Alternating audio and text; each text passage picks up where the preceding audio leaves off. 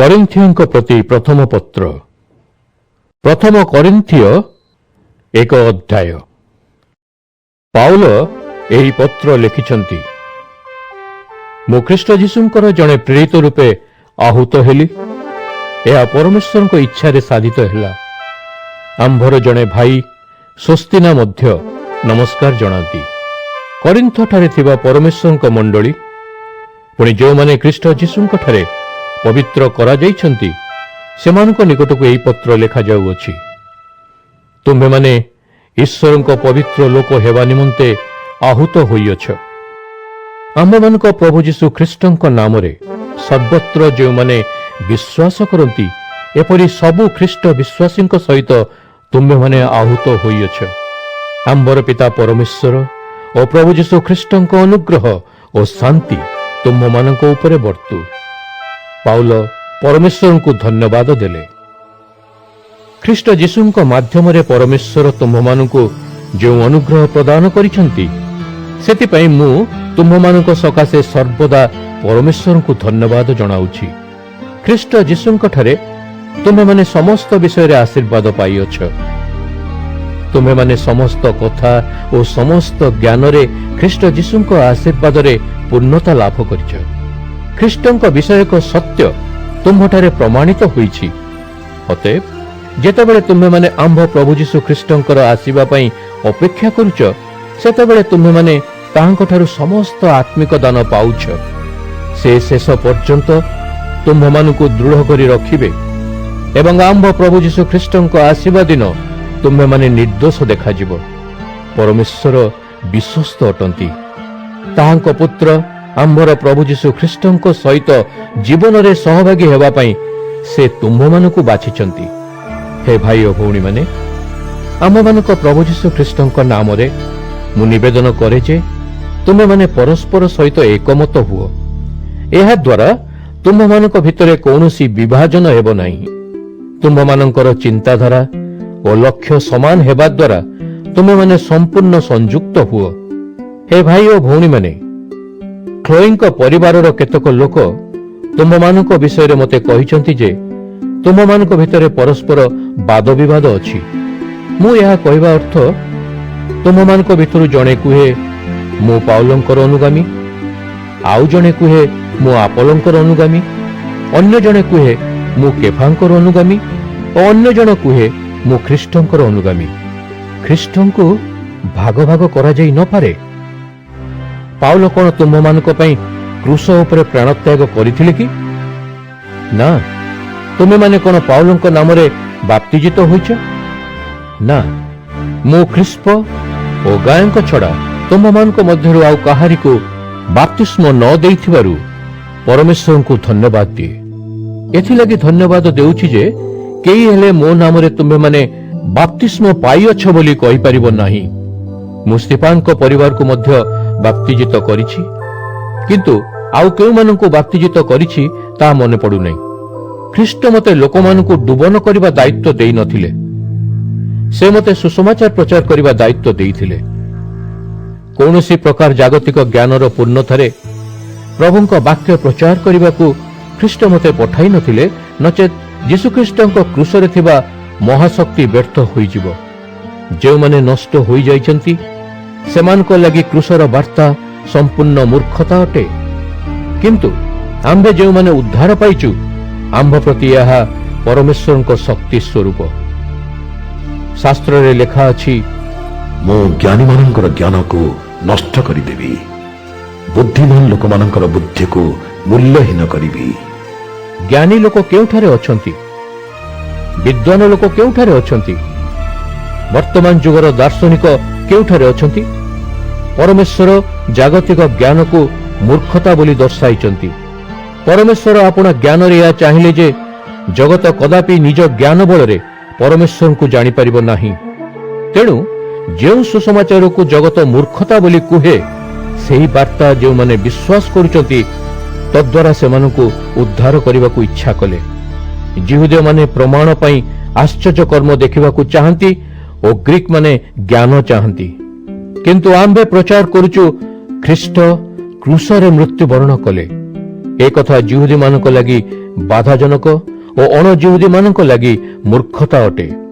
किंतु परमेश्वर द्वारा आहूत उभय जिहुदी और अण जिहुदी मानक पई ख्रीष्ट परमेश्वर शक्ति और परमेश्वर ज्ञान स्वरूप अटंती। एपरिकी परमेश्वर मूर्खता मनुष्यर ज्ञान ठारू अधिक शक्तियुक्त, सेहीपरि परमेश्वर दुर्बलता मनुष्यर शक्ति ठारू अधिक शक्तियुक्त। भाई और भौणी माने भावी देख, जेतेबेले परमेश्वर तुम मानकु आह्वान कले सेतेबेले तुम मानक मध्यरु अल्प केतक जागतिक भावरे ज्ञानी थिलो, तुम मानक मध्यरु खूब कम लोक प्रभावशाली थिलो एवं तुम मानक भितरु खूब कम लोक संभ्रांत परिवार रु आसीथिलो।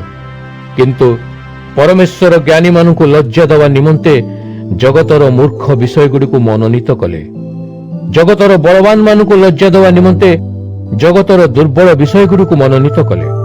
परमेश्वर जगत दृष्टि रे गुरुत्वपूर्ण विषय गुड़िक मनोनीत न करी नीच और घृण्य विषय गुड़िक मनोनीत कले। कारण परमेश्वर जगत दृष्टि रे गुरुत्वपूर्ण विषय गुड़िक विनाश करने को चाहिए। परमेश्वर एपरी करिवार कारण हेउछि जे कौनसी लोक जेपरी ताहांक आगरे गर्व करि परिबो नाही। केवल परमेश्वर ही तुम मानकु ख्रीष्ट जीशुंक सहभागिता रे अंशी कराइछंती। ख्रीष्ट आम मानक निमंते परमेश्वर आगत ज्ञान। ख्रीष्ट हेतु आमे परमेश्वर दृष्टि रे धार्मिक एवं आम मानकर पापरु मुक्ति पाई पवित्र होइछु। शास्त्र रे एपरी लेखा अछि, जदि कहार गर्व करने थाए ताहले से केवल प्रभुंक ठारे गर्व करने उचित। प्रथम कोरिन्थियो 2 अध्याय। प्रिय भाई और भौणी माने, मु जेतेबेले तुम मानक पाखको आसीथिली सेतेबेले परमेश्वरक सत्य विषय रे कहिथिली, किंतु मु कोनोसी वाक्चातुरी बा ज्ञानर कथा कहि नथिली। कारण स्थिर करिथिली जे तुंभ सहित थिबा समय रे मु यीशुख्रीष्ट और क्रूसरे ताहांक मृत्यु भोग व्यतीत अन्य सबु कथा भूली जिबी। एणु मु दुर्बल और भय रे थरी थरी सेठाको आसीथिली। मोर कथा और शिक्षा लोकंको प्रबताइबा भली जागतिक ज्ञानर कथा नथिला, मात्र मोर शिक्षा पवित्र आत्मांक दत्त शक्तिर प्रमाण अटे। तुंभ विश्वास मनुष्यर ज्ञानर न होई परमेश्वर शक्ति रे हेउ, सेथिपई मु एपरि कली। जो माने अभिज्ञ आम्भे सेहि मानकु ज्ञान शिक्षा देउ, किंतु एई ज्ञान संसाररु नुहे, एहा वर्तमान जुगर नेता मानकर ज्ञान नुहे। एही नेता माने आपण शक्ति हराउ अछंती, किंतु आम्भे माने परमेश्वरक गूढ़ ज्ञानर कथा कहूछु। जगतर सृष्टि हेबा पूर्वरु आंभर महिमा पाई परमेश्वर एही ज्ञानर योजना करिथिले। एही जगतर कौनसी नेता एहाकु बुझी पारिले नाही। जदि सेमाने बुझी थांते ताहेले गौरवमय प्रभुंकु क्रूसबिद्ध करी मारी नथंते। किंतु शास्त्र मानंकरे एही परि लेखा अछि, कौनसी आखि देखि नहीं, कौनसी कान सुनी नहीं, केही हेले कल्पना करि नहीं जे परमेश्वर को प्रेम करुथुवा लोकंक पई परमेश्वर कौन प्रस्तुत कर रखिछंती। किंतु परमेश्वर आत्मांक माध्यम रे एही निगूढ़ विषय मान आंभको देखाई देइछंती। आत्मा सबु जानती, से परमेश्वरंकर अति गोपनीय कथा मध्य जानती। कौनसी मनुष्य एक मनुष्यर मन कथा जानी पारे नाही, केवल मनीष भितरे थिबा आत्मा तार मन कथा जानी पारंती। सेही भली परमेश्वरंक मन कथा तांकरी आत्मा व्यतीत किए जानी परिबो। आंभे जगतर आत्मा द्वारा परमेश्वरंक प्रदत्त विषय गुड़िक जानी परिबा। से गुड़िक कहला बेले मनुष्यर कल्पित ज्ञानर वाक्य कहू नाहु, बरं आमे आत्मा द्वारा शिखिथिबा वाक्य कहू। आंभे आत्मिक विषय बुझाइबा पई पवित्र आत्मांक वाक्य व्यवहार करू। जो लोक आध्यात्मिक नुहे से परमेश्वरंक आत्मिक सत्य गुड़िक ग्रहण करे नाही। से एही सब विषय गुड़िक मूर्खामी बोली भावे। से आत्मार सत्य गुड़िक बुझीपारे नाही, कारण से गुड़िक केवल आध्यात्मिक भावरे विचार करी हेबो। किंतु जणे आध्यात्मिक लोक प्रत्येक विषयर उचित मूल्यांकन करि परिबो, मात्र से निजे काहारी द्वारा विचारित होई परिबो नाही। ଶାସ୍ତ୍ର କୁହେ, ପ୍ରଭୁଙ୍କ ମନ କିଏ ଜାଣିଅଛି? କଣ କରିବାକୁ ହେବ ବୋଲି ପ୍ରଭୁଙ୍କୁ କିଏ କହିବ? କିନ୍ତୁ ଆମ୍ଭେ ଯୀଶୁଖ୍ରୀଷ୍ଟଙ୍କର ମନ ପାଇଅଛୁ। ପ୍ରଥମ କରିନ୍ଥିୟ 3 ଭାଇ ଓ ଭଉଣୀମାନେ, ପୂର୍ବରେ ମୁଁ ତୁମ୍ଭମାନଙ୍କୁ ଆତ୍ମିକ ମନ ଲୋକମାନଙ୍କୁ କହିବା ଭଳି କହିପାରି ନଥିଲି। ମୁଁ ତୁମ୍ଭମାନଙ୍କ ସହିତ ଜାଗତିକ ଲୋକ ଭଳି କଥାବାର୍ତ୍ତା କଲି। ଖ୍ରୀଷ୍ଟଙ୍କଠାରେ ଶିଶୁ ଭଳି ମୁଁ ତୁମ୍ଭମାନଙ୍କୁ କହିଲି। ସେତେବେଳେ ମୁଁ ତୁମ୍ଭକୁ ଗୁରୁପାକ ଖାଦ୍ୟ ନ ଦେଇ କ୍ଷୀର ଦେଲି। ଏପରି କରିବାର ଉଦ୍ଦେଶ୍ୟ ଯେ ତୁମ୍ଭେମାନେ ଗୁରୁପାକ ଖାଦ୍ୟ ପାଇଁ ପ୍ରସ୍ତୁତ ନଥିଲ, ଏବେ ମଧ୍ୟ ତୁମ୍ଭେମାନେ ଗୁରୁପାକ ଖାଦ୍ୟ ପାଇଁ ପ୍ରସ୍ତୁତ ନୁହଁ। ତୁମେମାନେ ଆତ୍ମିକ ଜୀବନରେ ଏବେ ମଧ୍ୟ ଶିଶୁ ଭଳି ଅଛ। ତୁମେମାନେ ପରସ୍ପରକୁ ଈର୍ଷା କରୁଛ ଓ ପରସ୍ପର ମଧ୍ୟରେ କଳହ କରୁଛ। ଏଥିରୁ ଜଣାପଡ଼େ ତୁମେମାନେ ଏବେ ମଧ୍ୟ ଆତ୍ମିକ ନୁହଁ। ତୁମେ ଜାଗତିକ ଲୋକମାନଙ୍କ ଭଳି ଆଚରଣ କରୁଛ। ତୁମମାନଙ୍କ ଭିତରେ ଜଣେ କହୁଛି ମୁଁ ପାଉଲଙ୍କ ଅନୁଗାମୀ, ଆଉ ଜଣେ କହୁଛି ମୁଁ ଆପୋଲୋଙ୍କ ଅନୁଗାମୀ। ଏଭଳି କହିବା ଦ୍ୱାରା ତୁମେମାନେ ଜାଗତିକ ମଣିଷ ଭଳି ଆଚରଣ କରୁଛ। ଆପୋଲୋ କଣ ବିଶିଷ୍ଟ ଲୋକ ଅଟନ୍ତି, ନା ପାଉଲ ମହାନ ଅଟନ୍ତି? ନା, ଆମେ କେବଳ ପ୍ରଭୁଙ୍କର ସେବକ ଅଟୁ। ଆମ୍ଭେ ତାହାଙ୍କଠାରେ ବିଶ୍ୱାସ କରିବାରେ ତୁମ୍ଭମାନଙ୍କୁ ସାହାଯ୍ୟ କରିଛୁ। ପ୍ରଭୁଙ୍କ ଦ୍ୱାରା ଦିଆଯାଇଥିବା କାମ ହିଁ ଆମେ ସମ୍ପନ୍ନ କରିଛୁ। ମୁଁ ଗଛଟିଏ ଲଗାଇଲି, ଆପୋଲୋ ଗଛରେ ପାଣି ଦେଲେ, କିନ୍ତୁ ପରମେଶ୍ୱର ତାକୁ ବଢ଼ିବାରେ ସାହାଯ୍ୟ କଲେ। ତେଣୁ ଗଛ ଲଗେଇଥିବା ବା ପାଣି ଦେଇଥିବା କେହି ନୁହେଁ, କିନ୍ତୁ ଗଛକୁ ବଢ଼ାଉଥିବା ପରମେଶ୍ୱର କେବଳ ପ୍ରଧାନ ଅଟନ୍ତି। ଅତଏବ ଗଛ ଲଗାଇଥିବା ଲୋକ ଓ ତାକୁ ପାଣି ଦେଇଥିବା ଲୋକ ଦୁହିଁଙ୍କର ଉଦ୍ଦେଶ୍ୟ ସମାନ ଓ ଦୁହେଁ ତାହାଙ୍କର କାମ ଲାଗି ପ୍ରତିଫଳ ପାଇବେ। ଆମ୍ଭେମାନେ ଏକତ୍ର ମିଳି ପରମେଶ୍ୱରଙ୍କ ନିମନ୍ତେ କାର୍ଯ୍ୟ କରୁଛୁ ଓ ତୁମ୍ଭେମାନେ ପରମେଶ୍ୱରଙ୍କର ଚାଷ ଜମି ଅଟ। ତୁମ୍ଭେମାନେ ପରମେଶ୍ୱରଙ୍କ ଗୃହ ଅଟ। ଜଣେ ଦକ୍ଷ ଗୃହ ନିର୍ମାଣକାରୀ ଭଳି ମୁଁ ସେ ଘରର ଭିତ୍ତି ସ୍ଥାପନ କଲି। ପରମେଶ୍ୱରଙ୍କ ଦତ୍ତ ଅନୁଗ୍ରହ ମୁଁ ସେଥିପାଇଁ ବ୍ୟବହାର କଲି। ଅନ୍ୟମାନେ ସେହି ଭିତ୍ତିଭୂମି ଉପରେ ଗୃହ ନିର୍ମାଣ କରିବେ, କିନ୍ତୁ ପ୍ରତ୍ୟେକ ଲୋକ ନିର୍ମାଣ କଲାବେଳେ ସେ କିପରି ନିର୍ମାଣ କରୁଛି ଏ ବିଷୟରେ ସତର୍କ ହେବା ଉଚିତ। ତିଆରି ହୋଇଥିବା ମୂଳଦୁଆ ବ୍ୟତୀତ ଅନ୍ୟ ମୂଳଦୁଆ କେହି ପକାଇ ପାରିବ ନାହିଁ। ଏହି ମୂଳଦୁଆ ସ୍ୱୟଂ ଯୀଶୁଖ୍ରୀଷ୍ଟ ଅଟନ୍ତି। ଜଣେ ଲୋକ ସେହି ମୂଳଦୁଆ ଉପରେ ସୁନା, ରୂପା, ବହୁମୂଲ୍ୟ ପଥର, କାଠ, ଘାସ ବା ନଡ଼ା ଯାହା କିଛି ବ୍ୟବହାର କରି ନିର୍ମାଣ କରିପାରିବ, କିନ୍ତୁ ପ୍ରତ୍ୟେକ ଲୋକର କାମ ସେହିଦିନ ସ୍ପଷ୍ଟ ଭାବରେ ପ୍ରକାଶିତ ହେବ। ସେହି ଦିନଟି ନିଆଁ ଦେଇ ଆସିବ ଓ ସେହି ନିଆଁ ପ୍ରତ୍ୟେକ ଲୋକର କାର୍ଯ୍ୟକୁ ପରୀକ୍ଷା କରିବ। ଯଦି ସେ ମୂଳଦୁଆ ଉପରେ ନିର୍ମିତ ଲୋକର ଗୃହ ଠିଆ ହୋଇ ରହିଥିବ, ତାହେଲେ ସେ ଲୋକ ତାର ପୁରସ୍କାର ପାଇବ। କିନ୍ତୁ ଯେଉଁ ଲୋକର କାର୍ଯ୍ୟ ନିଆଁରେ ଭସ୍ମ ହୋଇଯିବ, ସେ କ୍ଷତି ସହିବ। ସେ ଲୋକ ରକ୍ଷା ପାଇବ, କିନ୍ତୁ ସେ ସେହି ଜ୍ୱଳନ୍ତ ନିଆଁରୁ ଯେପରି ଉଦ୍ଧାର ହେଲା ଭଳି ହେବ। ତୁମେମାନେ ଜାଣି ରଖିବା ଉଚିତ ଯେ ତୁମେମାନେ ପରମେଶ୍ୱରଙ୍କ ମନ୍ଦିର ଅଟ ଏବଂ ପରମେଶ୍ୱରଙ୍କ ଆତ୍ମା ତୁମମାନଙ୍କଠାରେ ବାସ କରନ୍ତି। ଯଦି କୌଣସି ଲୋକ ପରମେଶ୍ୱରଙ୍କ ମନ୍ଦିରକୁ ନଷ୍ଟ କରେ, ତାହେଲେ ପରମେଶ୍ୱର ତାକୁ ନଷ୍ଟ କରିଦେବେ। କାରଣ ପରମେଶ୍ୱରଙ୍କ ମନ୍ଦିର ହେଉଛି ପବିତ୍ର। ସେହି ପବିତ୍ର ମନ୍ଦିର ତୁମ୍ଭେମାନେ। ନିଜକୁ ଠକ ନାହିଁ। ଯଦି କୌଣସି ଲୋକ ଭାବେ ଯେ ସେ ଏହି ଯୁଗ ଅନୁସାରେ ଜ୍ଞାନୀ ଅଟେ, ତାହେଲେ ତାକୁ ମୂର୍ଖ ହେବାକୁ ପଡ଼ିବ। ତହିଁରେ ସେ ପ୍ରକୃତ ଜ୍ଞାନୀ ହୋଇପାରିବ। କାହିଁକି?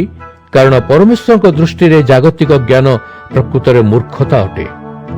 ଶାସ୍ତ୍ର କୁହେ, ଯେତେବେଳେ ଜ୍ଞାନୀମାନେ ନିଜ ଚତୁରତାରେ ବ୍ୟବହାର କରନ୍ତି, ପରମେଶ୍ୱର ସେତେବେଳେ ସେମାନଙ୍କୁ ଧରନ୍ତି। ଶାସ୍ତ୍ରରେ ଏହା ମଧ୍ୟ ଲେଖା ଅଛି, ପ୍ରଭୁ ଜ୍ଞାନୀମାନଙ୍କର ମନ କଥା ଜାଣନ୍ତି।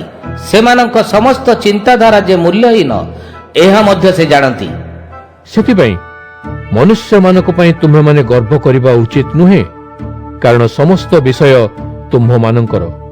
ପାଉଲ, କେଫା ବା ପିତର, ଜଗତ ଜୀବନ ବା ମୃତ୍ୟୁ, ବର୍ତ୍ତମାନ ବା ଭବିଷ୍ୟତ ସମସ୍ତ ହିଁ ତୁମ୍ଭମାନଙ୍କର। ତୁମ୍ଭେମାନେ ଖ୍ରୀଷ୍ଟଙ୍କର ଓ ଖ୍ରୀଷ୍ଟ ପରମେଶ୍ୱରଙ୍କର ଅଟନ୍ତି। ପ୍ରଥମ କରିନ୍ଥିୟ 4 ଆମ୍ଭ ବିଷୟରେ ଲୋକମାନଙ୍କର ଭାବିବା ଦରକାର ଯେ ଆମ୍ଭେ ଖ୍ରୀଷ୍ଟଙ୍କର ସେବକ। ପରମେଶ୍ୱର ନିଜର ଗୋପନୀୟ ସତ୍ୟଗୁଡ଼ିକୁ ଆମ୍ଭ ନିକଟରେ ଭରସା ରଖି ଜଣାଇ ଅଛନ୍ତି। ଯେଉଁ ଲୋକମାନଙ୍କୁ ଏହି ଦାୟିତ୍ୱ ଦିଆଯାଇଛି ସେମାନେ ଯେ ଏଥିର ଯୋଗ୍ୟ ଏହା ଦର୍ଶାଇବା ଉଚିତ। ତୁମେମାନେ ଯଦି ମୋର ବିଚାର କର କିମ୍ବା କୌଣସି ଅଦାଲତ ଯଦି ମୋର ବିଚାର କରେ ତେବେ ମୁଁ ତାହାକୁ ଆଦୌ ଖାତିର କରେ ନାହିଁ। ଏପରିକି ମୋ ନିଜର ବିଚାର ମଧ୍ୟ ମୁଁ କରେ ନାହିଁ। ମୁଁ ଯେକୌଣସି ଭୁଲ କରିନାହିଁ, କିନ୍ତୁ ତାହା ମଧ୍ୟ ମୋତେ ନିର୍ଦ୍ଦୋଷ ପ୍ରମାଣିତ କରିନାହିଁ। ପ୍ରଭୁ ହେଉଛନ୍ତି ଏକମାତ୍ର ବ୍ୟକ୍ତି ଯିଏକି ମୋର ବିଚାର କରନ୍ତି। ଅତଏବ ଠିକ୍ ସମୟ ନ ଆସିବା ପର୍ଯ୍ୟନ୍ତ ଅର୍ଥାତ୍ ପୁନରାଗମନ ପର୍ଯ୍ୟନ୍ତ କୌଣସି କଥାର ବିଚାର କରିବା ଅନୁଚିତ। ସେ ଅନ୍ଧକାରରେ ରହିଥିବା ବିଷୟଗୁଡ଼ିକୁ ଲୋକମାନଙ୍କ ସମ୍ମୁଖକୁ ଆଣିବେ। ସେ ମଣିଷର ହୃଦୟ ଭିତରେ ଥିବା ଗୁପ୍ତ ଉଦ୍ଦେଶ୍ୟଗୁଡ଼ିକୁ ପ୍ରକାଶ କରିବେ। ସେତେବେଳେ ପରମେଶ୍ୱର ପ୍ରତ୍ୟେକଙ୍କୁ ଯାହାର ପ୍ରାପ୍ୟ ପ୍ରଶଂସା ତାହା ପ୍ରଦାନ କରିବେ।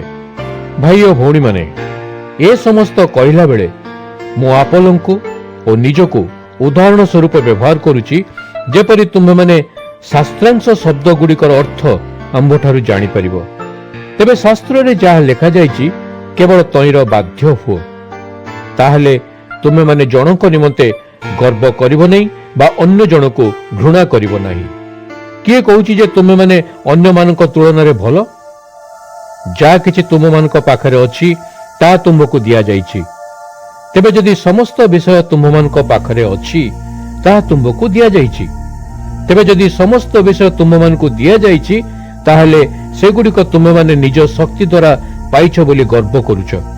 ତୁମେମାନେ ଭାବୁଛ ଯେ ତୁମମାନଙ୍କର ସମସ୍ତ ଆବଶ୍ୟକ ବିଷୟ ତୁମମାନଙ୍କ ପାଖରେ ଅଛି। ତୁମେ ନିଜକୁ ଧନ୍ୟ ବୋଲି ମନେ କରୁଛ। ତୁମମାନେ ଆମ ବିନା ରାଜା ହୋଇଯାଉଛ ବୋଲି ଭାବୁଛ। ହଁ, ତୁମମାନେ ପ୍ରକୃତରେ ରାଜା ହୋଇଥିଲେ ଭଲ ହେଇଥାନ୍ତା। ତାହେଲେ ଆମ୍ଭେ ମଧ୍ୟ ତୁମମାନଙ୍କ ସହିତ ରାଜତ୍ୱ କରିଥାନ୍ତୁ। କିନ୍ତୁ ମୋର ମନେ ହୁଏ ଯେ ପରମେଶ୍ୱର ଆମ୍ଭ ପ୍ରେରିତମାନଙ୍କୁ ସର୍ବଶେଷରେ ରଖିଅଛନ୍ତି। ଆମ୍ଭେମାନେ ଯେପରି ମୃତ୍ୟୁଦଣ୍ଡରେ ଦଣ୍ଡିତ କରାହୋଇଛୁ ଏବଂ ସମଗ୍ର ଜଗତ ଏହା ଦେଖୁଛନ୍ତି। ସମଗ୍ର ଜଗତ, ସ୍ୱର୍ଗଦୂତ ଓ ଲୋକମାନଙ୍କ ସମ୍ମୁଖରେ ଆମମାନେ ଯେପରି ଏକ ନାଟକ କରୁଛୁ। ଆମ୍ଭେ ଯୀଶୁଖ୍ରୀଷ୍ଟଙ୍କ ପାଇଁ ମୂର୍ଖ ହୋଇଛୁ, କିନ୍ତୁ ତୁମମାନେ ନିଜକୁ ଖ୍ରୀଷ୍ଟଙ୍କଠାରେ ବୁଦ୍ଧିମାନ ବୋଲି ଭାବୁଛ। ଆମ୍ଭେ ଦୁର୍ବଳ, ତୁମେମାନେ ନିଜକୁ ବଳବାନ ମନେ କରୁଛ। ଲୋକେ ତୁମମାନଙ୍କୁ ସମ୍ମାନ ଦିଅନ୍ତି, କିନ୍ତୁ ଆମମାନଙ୍କୁ ସମ୍ମାନ ଦିଅନ୍ତି ନାହିଁ। ଏପରିକି ବର୍ତ୍ତମାନ ସୁଦ୍ଧା ଆମ୍ଭେ ଭୋକ ଓ ଶୋଷରେ ଅଛୁ ଓ ବସ୍ତ୍ରହୀନ ଅଟୁ। ଆମ୍ଭକୁ ଅଧିକାଂଶ ସମୟରେ ପ୍ରହାର କରାଯାଇଛି। ଆମ୍ଭର ଘର ନାହିଁ। ଆମ୍ଭର ଲାଗି ଆମ୍ଭେ ହାତରେ କାମ କରୁଛୁ, ଅତି କଠିନ ପରିଶ୍ରମ କରୁଛୁ। ଲୋକମାନଙ୍କ ଠାରୁ ଅଭିଶାପ ପାଇ ମଧ୍ୟ ଆମ୍ଭେ ସେମାନଙ୍କୁ ଆଶୀର୍ବାଦ କରୁଛୁ। ଲୋକେ ଆମ୍ଭକୁ ତାଡ଼ନା କରୁଛନ୍ତି, ଆମ୍ଭେ ସହୁଛୁ। ଏପରିକି ଯେଉଁମାନେ ଆମ୍ଭର ମିଥ୍ୟା ପ୍ରବାଦ କରନ୍ତି ଆମ୍ଭେ ସେମାନଙ୍କୁ ନମ୍ର ଭାବେ କଥା କହୁ। ଆଜି ପର୍ଯ୍ୟନ୍ତ ଲୋକେ ଆମ୍ଭକୁ ସମଗ୍ର ସଂସାରର ମଇଳା ଧୂଳି ସଦୃଶ ବ୍ୟବହାର କରୁଛନ୍ତି। ତୁମମାନଙ୍କୁ ଲଜ୍ଜିତ କରିବା ପାଇଁ ମୁଁ ଏହା ଲେଖୁନାହିଁ, ବରଂ ନିଜର ପ୍ରିୟ ସନ୍ତାନ ବୋଲି ଭାବି ତୁମମାନଙ୍କୁ ସଚେତନ କରାଉଛି। ଖ୍ରୀଷ୍ଟଙ୍କଠାରେ ତୁମମାନଙ୍କର 10,000 ଶିକ୍ଷକ ଥାଇପାରନ୍ତି, କିନ୍ତୁ ତୁମମାନଙ୍କର ଅନେକ ପିତା ନାହାନ୍ତି। ସୁସମାଚାର ଦ୍ୱାରା ଖ୍ରୀଷ୍ଟ ଯୀଶୁଙ୍କ ସକାଶେ ମୁଁ ତୁମମାନଙ୍କର ପିତା ହୋଇଛି। ସେଥିପାଇଁ ମୁଁ ତୁମମାନଙ୍କୁ ଅନୁରୋଧ କରେ ଯେ ତୁମେମାନେ ମୋ ପରି ହୁଅ। ସେଥିପାଇଁ ତିମୋଥୀଙ୍କୁ ତୁମମାନଙ୍କ ପାଖକୁ ପଠାଇଛି। ସେ ଖ୍ରୀଷ୍ଟରେ ମୋର ସନ୍ତାନ। ମୁଁ ତିମୋଥୀଙ୍କୁ ଭଲ ପାଏ। ସେ ବିଶ୍ୱାସଯୋଗ୍ୟ। ଖ୍ରୀଷ୍ଟ ଯୀଶୁଙ୍କ ପାଇଁ ମୁଁ କିପରି ଜୀବନଯାପନ କରୁଛି ତାହା ସେ ତୁମମାନଙ୍କୁ ସ୍ମରଣ କରାଇଦେବେ।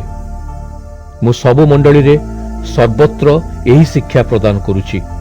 ତୁମମାନଙ୍କ ଭିତରୁ ଅନେକ ଅହଙ୍କାରୀ ହୋଇଯାଇଛ। ଏହା ଭାବି ତୁମେମାନେ ଗର୍ବ କର ଯେ ମୁଁ ତୁମମାନଙ୍କ ପାଖକୁ ଆଉ କେବେ ଯିବି ନାହିଁ। କିନ୍ତୁ ଖୁବ୍ ଶୀଘ୍ର ମୁଁ ତୁମମାନଙ୍କ ପାଖକୁ ଯିବି ଓ ଅହଙ୍କାର କରୁଥିବା ଲୋକମାନେ କଣ ଅଧିକ କାର୍ଯ୍ୟ କରୁଛନ୍ତି ତାହା ମୁଁ ଦେଖିବାକୁ ଚାହେଁ। ଏହା ମୁଁ ଦେଖିବାକୁ ଇଚ୍ଛା କରେ, କାରଣ ପରମେଶ୍ୱରଙ୍କ ରାଜ୍ୟ କେବଳ କଥାରେ କହିବା ବିଷୟବସ୍ତୁ ନୁହେଁ, ମାତ୍ର ଶକ୍ତିର ବିଷୟ ଅଟେ। ତୁମେମାନେ କଣ ଚାହଁ ମୁଁ ତୁମମାନଙ୍କ ପାଖକୁ ଦଣ୍ଡ ନେଇ ଆସିବି ନା ପ୍ରେମ ଓ କୋମଳତା ସହ ଆସିବି? ପ୍ରଥମ କରିନ୍ଥିୟ 5 ଅଧ୍ୟାୟ। ଲୋକେ ପ୍ରକୃତରେ କହୁଛନ୍ତି ଯେ ତୁମମାନଙ୍କ ଭିତରେ ଯୌନଗତ ପାପ ଅଛି। ଏହି ପାପ ଏପରିକି ପରମେଶ୍ୱରଙ୍କୁ ନ ଜାଣିଥିବା ଲୋକମାନଙ୍କ ଠାରେ ମଧ୍ୟ ଏହା ହୁଏ ନାହିଁ। ଲୋକେ କହୁଛନ୍ତି ଯେ ଜଣେ ଲୋକ ନିଜ ବାପାର ସ୍ତ୍ରୀ ସହିତ ବାସ କରୁଛି, ତଥାପି ମଧ୍ୟ ତୁମେମାନେ ଏହି ସବୁ ପାଇଁ ଗର୍ବୀ। ତୁମେମାନେ ଏଥିପାଇଁ ଦୁଃଖିତ ହେବା ଉଚିତ। ଯିଏ ଏପରି ବ୍ୟଭିଚାର କରିଛି ତାହାକୁ ତୁମ୍ଭ ଦଳରୁ ବାହାର କରିଦେବା ଉଚିତ।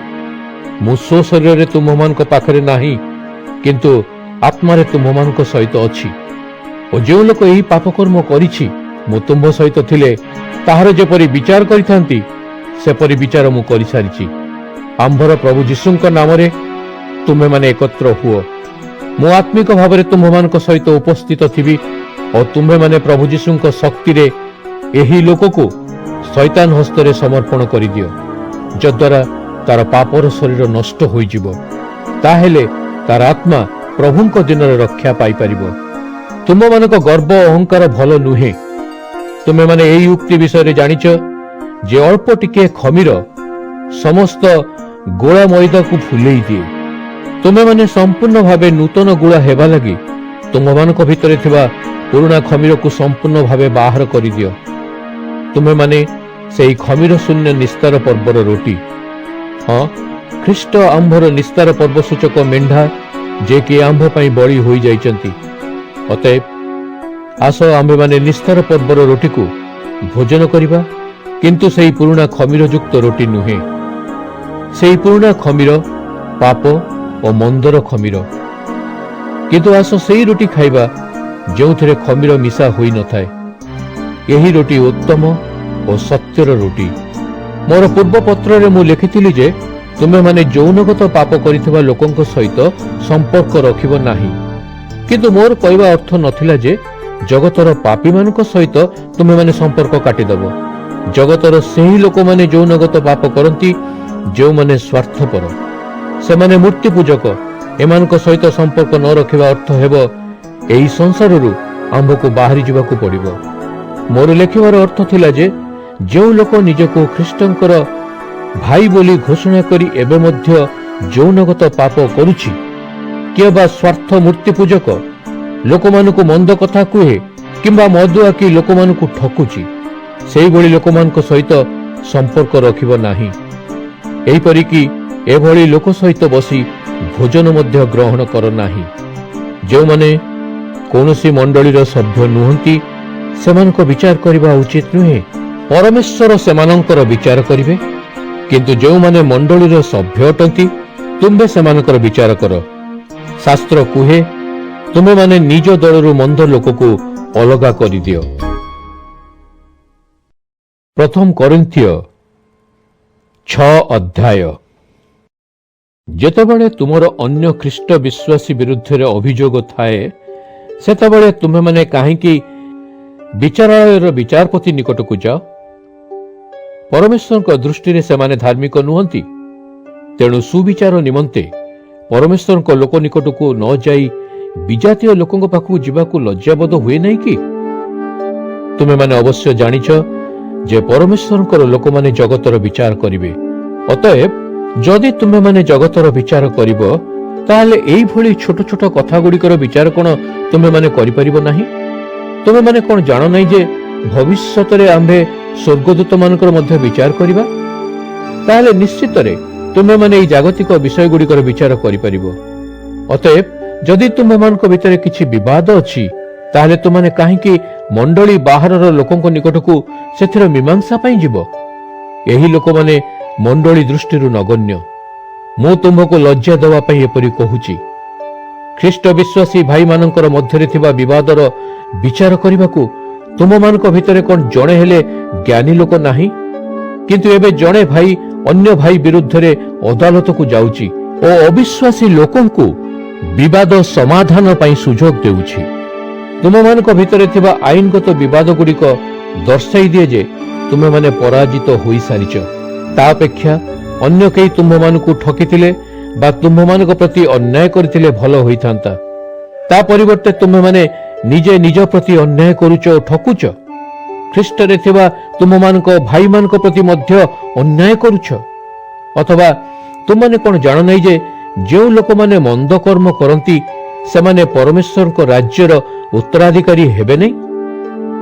ନିଜକୁ ପ୍ରତାରଣା କର ନାହିଁ, ଯେଉଁମାନେ ଯୌନଗତ ପାପ କରନ୍ତି, ପୁଣି ମୂର୍ତ୍ତି ପୂଜକ, ବ୍ୟଭିଚାରୀ, ସମଲିଙ୍ଗୀ, ସ୍ୱାର୍ଥପର, ଚୋର, ମଦୁଆ, ପରନିନ୍ଦକ ଓ ଠକୁଆ, ସେମାନେ ପରମେଶ୍ୱରଙ୍କ ରାଜ୍ୟର ଉତ୍ତରାଧିକାରୀ ହେବେ ନାହିଁ।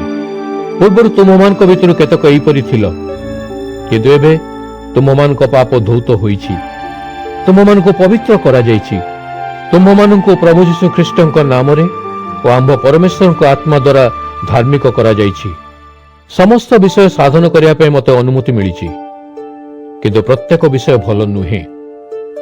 ସମସ୍ତ ବିଷୟ ସାଧନ କରିବା ପାଇଁ ମୋତେ ଅନୁମତି ମିଳିଛି, କିନ୍ତୁ ମୋ ଉପରେ କର୍ତ୍ତୃତ୍ୱ କରିବାକୁ ମୁଁ କାହାକୁ ଦେବି ନାହିଁ। ଖାଦ୍ୟ ପେଟ ପାଇଁ ଓ ପେଟ ଖାଦ୍ୟ ପାଇଁ ଅଟେ, ଏ କଥା ଠିକ୍, କିନ୍ତୁ ପରମେଶ୍ୱର ଏ ଦୁହିଁଙ୍କୁ ନାଶ କରିବେ। ଶରୀର ଯୌନଗତ ପାପ ପାଇଁ ନୁହେଁ, ବରଂ ପ୍ରଭୁଙ୍କ ପାଇଁ ଉଦ୍ଦିଷ୍ଟ, ଓ ପ୍ରଭୁ ଶରୀର ପାଇଁ ଅଟନ୍ତି। ପରମେଶ୍ୱର କେବଳ ପ୍ରଭୁଙ୍କୁ ମୃତ୍ୟୁରୁ ପୁନରୁତ୍ଥିତ କରିନାହାନ୍ତି, ବରଂ ନିଜର ଶକ୍ତି ଦ୍ୱାରା ସେ ଆମ୍ଭମାନଙ୍କୁ ମଧ୍ୟ ମୃତ୍ୟୁରୁ ପୁନରୁତ୍ଥିତ କରିବେ। ତୁମେମାନେ କ'ଣ ଜାଣିନାହ ଯେ ତୁମମାନଙ୍କ ଶରୀର ଗୁଡ଼ିକ ଖ୍ରୀଷ୍ଟଙ୍କର ଅଙ୍ଗ ବିଶେଷ? ତାହେଲେ ତୁମେମାନେ କ'ଣ ଭାବୁଛ ଯେ ମୁଁ ଖ୍ରୀଷ୍ଟଙ୍କର ଅଙ୍ଗ ଗୁଡ଼ିକୁ ନେଇଯିବି ଓ ସେଗୁଡ଼ିକୁ କୌଣସି ବେଶ୍ୟାର ଅଙ୍ଗ କରିଦେବି? କେବେ ନୁହେଁ। ଶାସ୍ତ୍ରରେ ଲେଖା ଅଛି, ଉଭୟ ଏକ ହେବେ। ଅତଏବ ତୁମେମାନେ ଜାଣିବା ଉଚିତ ଯେ ବେଶ୍ୟାଗମନ କରୁଥିବା ଜଣେ ଲୋକ ଶାରୀରିକ ଭାବରେ ତା ସହିତ ଏକ ହୁଏ, କିନ୍ତୁ ଯେଉଁ ଲୋକ ପ୍ରଭୁଙ୍କ ସାଙ୍ଗରେ ରହେ ସେ ଆତ୍ମାରେ ତାହାଙ୍କ ସହିତ ଏକ ହୁଏ। ଅତଏବ ଯୌନଗତ ପାପଠାରୁ ଦୂରରେ ରୁହ। ଜଣେ ଲୋକ ଅନ୍ୟ ସମସ୍ତ ପ୍ରକାରର ପାପ ନିଜ ଶରୀରର ବାହାରେ କରେ, କିନ୍ତୁ ଯୌନଗତ ପାପ ଦ୍ୱାରା ସେ ନିଜ ଶରୀର ବିରୁଦ୍ଧରେ ପାପ କରେ। ତୁମେମାନେ ଜାଣି ରଖିବା ଉଚିତ ଯେ ତୁମମାନଙ୍କ ଶରୀର ପବିତ୍ର ଆତ୍ମାଙ୍କ ମନ୍ଦିର ଅଟେ। ପବିତ୍ର ଆତ୍ମା ଅନ୍ତରରେ ଅଛନ୍ତି।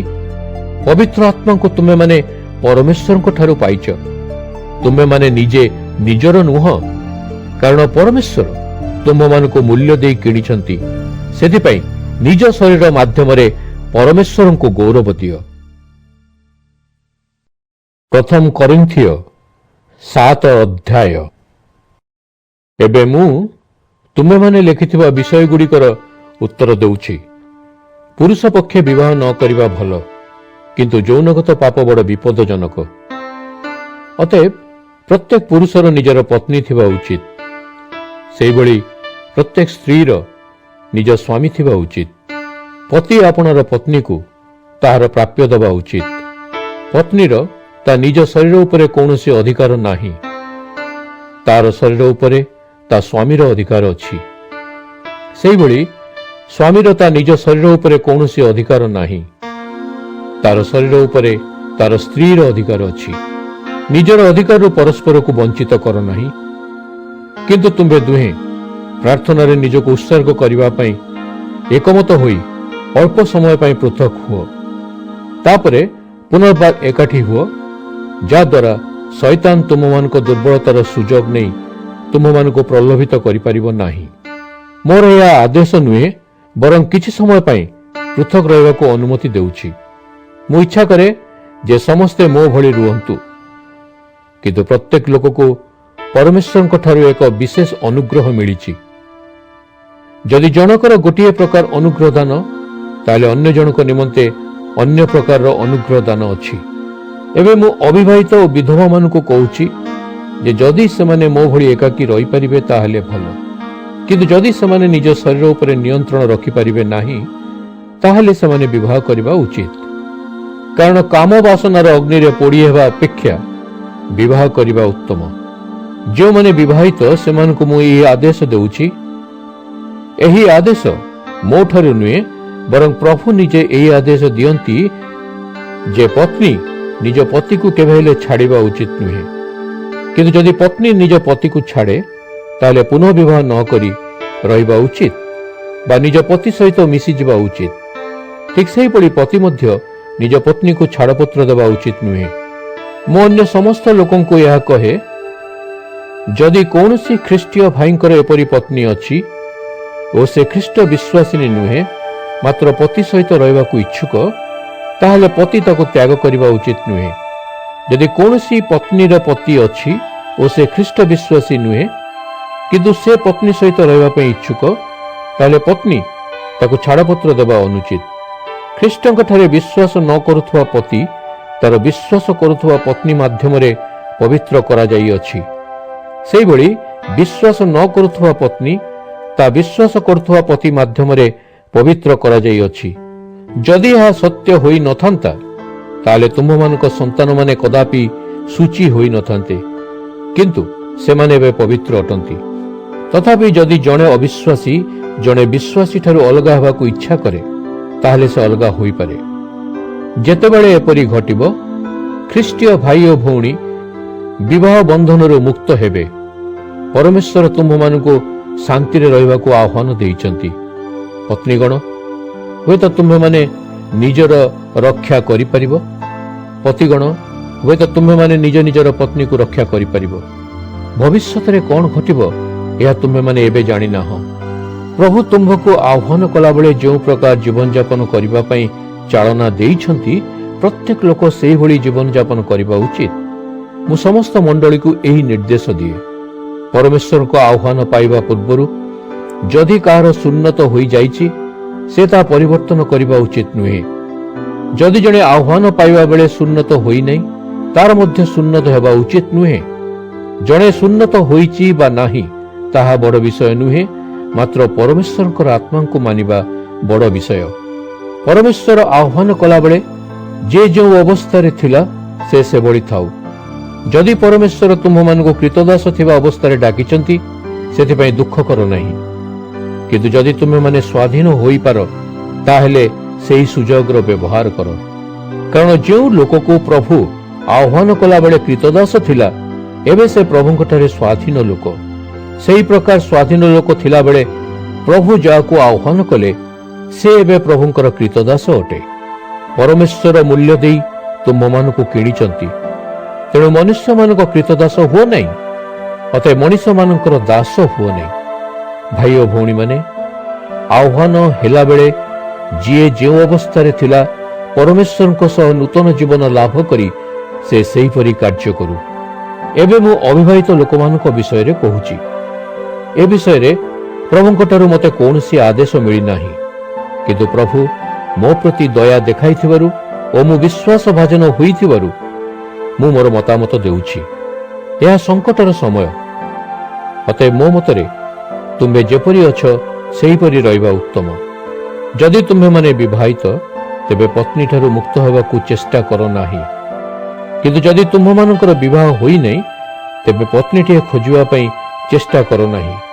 କିନ୍ତୁ ଯଦି ତୁମେମାନେ ବିବାହ କରିବା ପାଇଁ ମନସ୍ଥ କରିଛ, ତେବେ ଏହା ପାପ ନୁହେଁ। ଜଣେ କୁମାରୀ କନ୍ୟା ବିବାହ କଲେ ପାପ କରେ ନାହିଁ, କିନ୍ତୁ ଯେଉଁମାନେ ବିବାହ କରନ୍ତି, ସେମାନେ ଏହି ଜୀବନରେ କଷ୍ଟ ପାଇବେ। ଏହି କଷ୍ଟରୁ ମୁଁ ତୁମମାନଙ୍କୁ ମୁକ୍ତ ରଖିବାକୁ ଇଚ୍ଛା କରେ। ଭାଇ ଓ ଭଉଣୀମାନେ, ମୋର କହିବା କଥା ଯେ ସମୟ ବହୁତ କମ୍ ଅଛି। ଅତଏବ ଏହାପରେ ଯେଉଁମାନଙ୍କର ପତ୍ନୀ ଅଛନ୍ତି, ସେମାନେ ପ୍ରଭୁଙ୍କ ପାଇଁ ସମୟ ଦିଅନ୍ତୁ, ଯେପରି ସେମାନଙ୍କ ପତ୍ନୀ ନାହିଁ। ଯେଉଁମାନେ ଦୁଃଖୀ, ସେମାନେ ଦୁଃଖୀ ନ ହେଲା ଭଳି ରୁହନ୍ତୁ। ଯେଉଁମାନେ ସୁଖୀ, ସେମାନେ ଏପରି ରୁହନ୍ତୁ ଯେପରି ସୁଖୀ ନୁହନ୍ତି। ଯେଉଁମାନେ ଜିନିଷପତ୍ର କିଣିପାରନ୍ତି, ସେମାନେ ନିଜ ପାଖରେ କିଛି ନଥିଲା ଭଳି ରୁହନ୍ତୁ। ଯେଉଁମାନେ ସାଂସାରିକ ଭୋଗବିଳାସର ସାମଗ୍ରୀଗୁଡ଼ିକ ବ୍ୟବହାର କରୁଛନ୍ତି, ସେମାନେ ଏପରି ରୁହନ୍ତୁ ଯେପରି ସେଗୁଡ଼ିକ ସେମାନଙ୍କ ପାଇଁ ଆଦୌ ଗୁରୁତ୍ୱପୂର୍ଣ୍ଣ ନୁହେଁ। ଏହିପରି ଭାବରେ ରୁହ, କାରଣ ଜଗତର ବାହିକ ବିଷୟ ସବୁ ଶୀଘ୍ର ଲୋପ ପାଇବ। ତୁମେମାନେ ଯେପରି ଚିନ୍ତା ନ କର, ଏହା ମୋର ଇଚ୍ଛା। ଅବିବାହିତ ଲୋକ ପ୍ରଭୁଙ୍କ କାମରେ ଲାଗିଥାଏ ଓ ସେ ପ୍ରଭୁଙ୍କୁ ସନ୍ତୁଷ୍ଟ କରିବା ପାଇଁ ଚେଷ୍ଟା କରେ। କିନ୍ତୁ ଯେଉଁ ଲୋକ ବିବାହିତ, ସେ ସାଂସାରିକ ବିଷୟରେ ଲିପ୍ତ ରହି ତାର ପତ୍ନୀକୁ ସନ୍ତୁଷ୍ଟ କରିବା ପାଇଁ ବ୍ୟସ୍ତ ରହିଥାଏ। ଅତଏବ ସେ ଦୁଇଟି ବିଷୟ ପ୍ରତି ଧ୍ୟାନ ଦିଅ, ପତ୍ନୀକୁ ସନ୍ତୁଷ୍ଟ ଓ ପ୍ରଭୁଙ୍କୁ ସନ୍ତୁଷ୍ଟ କରିବା। ଜଣେ ଅବିବାହିତା ସ୍ତ୍ରୀ ଅର୍ଥାତ୍ କୁମାରୀ କନ୍ୟା ପ୍ରଭୁଙ୍କ ପାଇଁ ସମୟ ଦିଏ। ସେ ତାର ଶରୀର ଓ ଆତ୍ମା ଉଭୟଙ୍କୁ ପ୍ରଭୁଙ୍କଠାରେ ସମର୍ପିତ କରିପାରେ। କିନ୍ତୁ ଜଣେ ବିବାହିତା ସ୍ତ୍ରୀ ଜାଗତିକତାରେ ମାତି ରହି ନିଜ ସ୍ୱାମୀକୁ ସନ୍ତୁଷ୍ଟ କରିବାରେ ବ୍ୟସ୍ତ ରୁହେ। ଏହି କଥାଗୁଡ଼ିକ ମୁଁ ତୁମ୍ଭମାନଙ୍କ ଭଲ ପାଇଁ କହୁଛି। ତୁମ୍ଭମାନଙ୍କ ଉପରେ କୌଣସି କଡ଼ା ପ୍ରତିବନ୍ଧକ ଲଗାଇବା ପାଇଁ ନୁହେଁ। ମୁଁ ଇଚ୍ଛା କରେ ଯେ ତୁମେମାନେ ନିଜକୁ କୌଣସି ଅନ୍ୟ କାମରେ ନ ଲଗାଇ ସମ୍ପୂର୍ଣ୍ଣ ଭାବରେ ପ୍ରଭୁଙ୍କଠାରେ ସମର୍ପଣ କର। ଯଦି କେହି ନିଜର କନ୍ୟା ଗତବୟସ୍କ ହେବାର ଦେଖି ଭାବେ ଯେ ନିଜର କୁମାରୀ କନ୍ୟା ପ୍ରତି ଉଚିତ ବ୍ୟବହାର କରୁନି ଓ ଭାବେ ଯେ କନ୍ୟାର ବିବାହ ଆବଶ୍ୟକ, ତେବେ ସେ ଯେପରି ଚାହେଁ ସେପରି କରିପାରେ। ସେମାନଙ୍କର ବିବାହ କରିଦେବା ଉଚିତ। ଏହା ପାପ ନୁହେଁ। କିନ୍ତୁ ଆଉ ଜଣେ ଲୋକ ଅଧିକ ଦୃଢ଼ମନା ଥାଇପାରେ ଯେ ବାହା ହେବା ଦରକାର ନାହିଁ, ତାହେଲେ ସେ ଯାହା ଚାହେଁ ତାହା କରିବା ପାଇଁ ସ୍ୱାଧୀନତା ପାଇଛି। ଯଦି ସେ ଚାହେଁ ତାର ମନରେ ଯେ ସେ ତାର କନ୍ୟାକୁ ବିବାହ ଦେବ ନାହିଁ, ସେ ଉଚିତ କରୁଛି। ଅତଏବ ଯିଏ ନିଜର କୁମାରୀ କନ୍ୟାର ବିବାହ କରାଉଛି ସେ ଭଲ କରୁଛି, ଓ ଯିଏ କୁମାରୀ କନ୍ୟାର ବିବାହ କରାଉ ନାହିଁ ସେ ଅଧିକ ଭଲ କରୁଛି। ଜଣେ ସ୍ୱାମୀ ଜୀବିତ ଥିବା ପର୍ଯ୍ୟନ୍ତ ସେ ତା ସହିତ ରହିବା ପାଇଁ ବାଧ୍ୟ। ସ୍ୱାମୀ ମରିଗଲା ପରେ ସେ ଯେକୌଣସି ଅନ୍ୟ ଲୋକ ସହିତ ବିବାହ କରିବା ପାଇଁ ସ୍ୱାଧୀନ ଅଟେ, କିନ୍ତୁ ସେ ପ୍ରଭୁଙ୍କ ପ୍ରତି ସମ୍ପୂର୍ଣ୍ଣ ବିଶ୍ୱସ୍ତ ହେବା ଉଚିତ। ଏକ ସ୍ତ୍ରୀ ଯଦି ପୁନଃ ବିବାହ ନ କରେ ତାହେଲେ ସେ ଅଧିକ ସୁଖୀ ରହିବ। ଏହା ହେଉଛି ମୋର ମତ। ମୁଁ ବିଶ୍ୱାସ କରେ ଯେ ମୋ ପାଖରେ ମଧ୍ୟ ପରମେଶ୍ୱରଙ୍କ ଆତ୍ମା ଅଛି। ପ୍ରଥମ କରିନ୍ଥିୟ 8 ଅଧ୍ୟାୟ।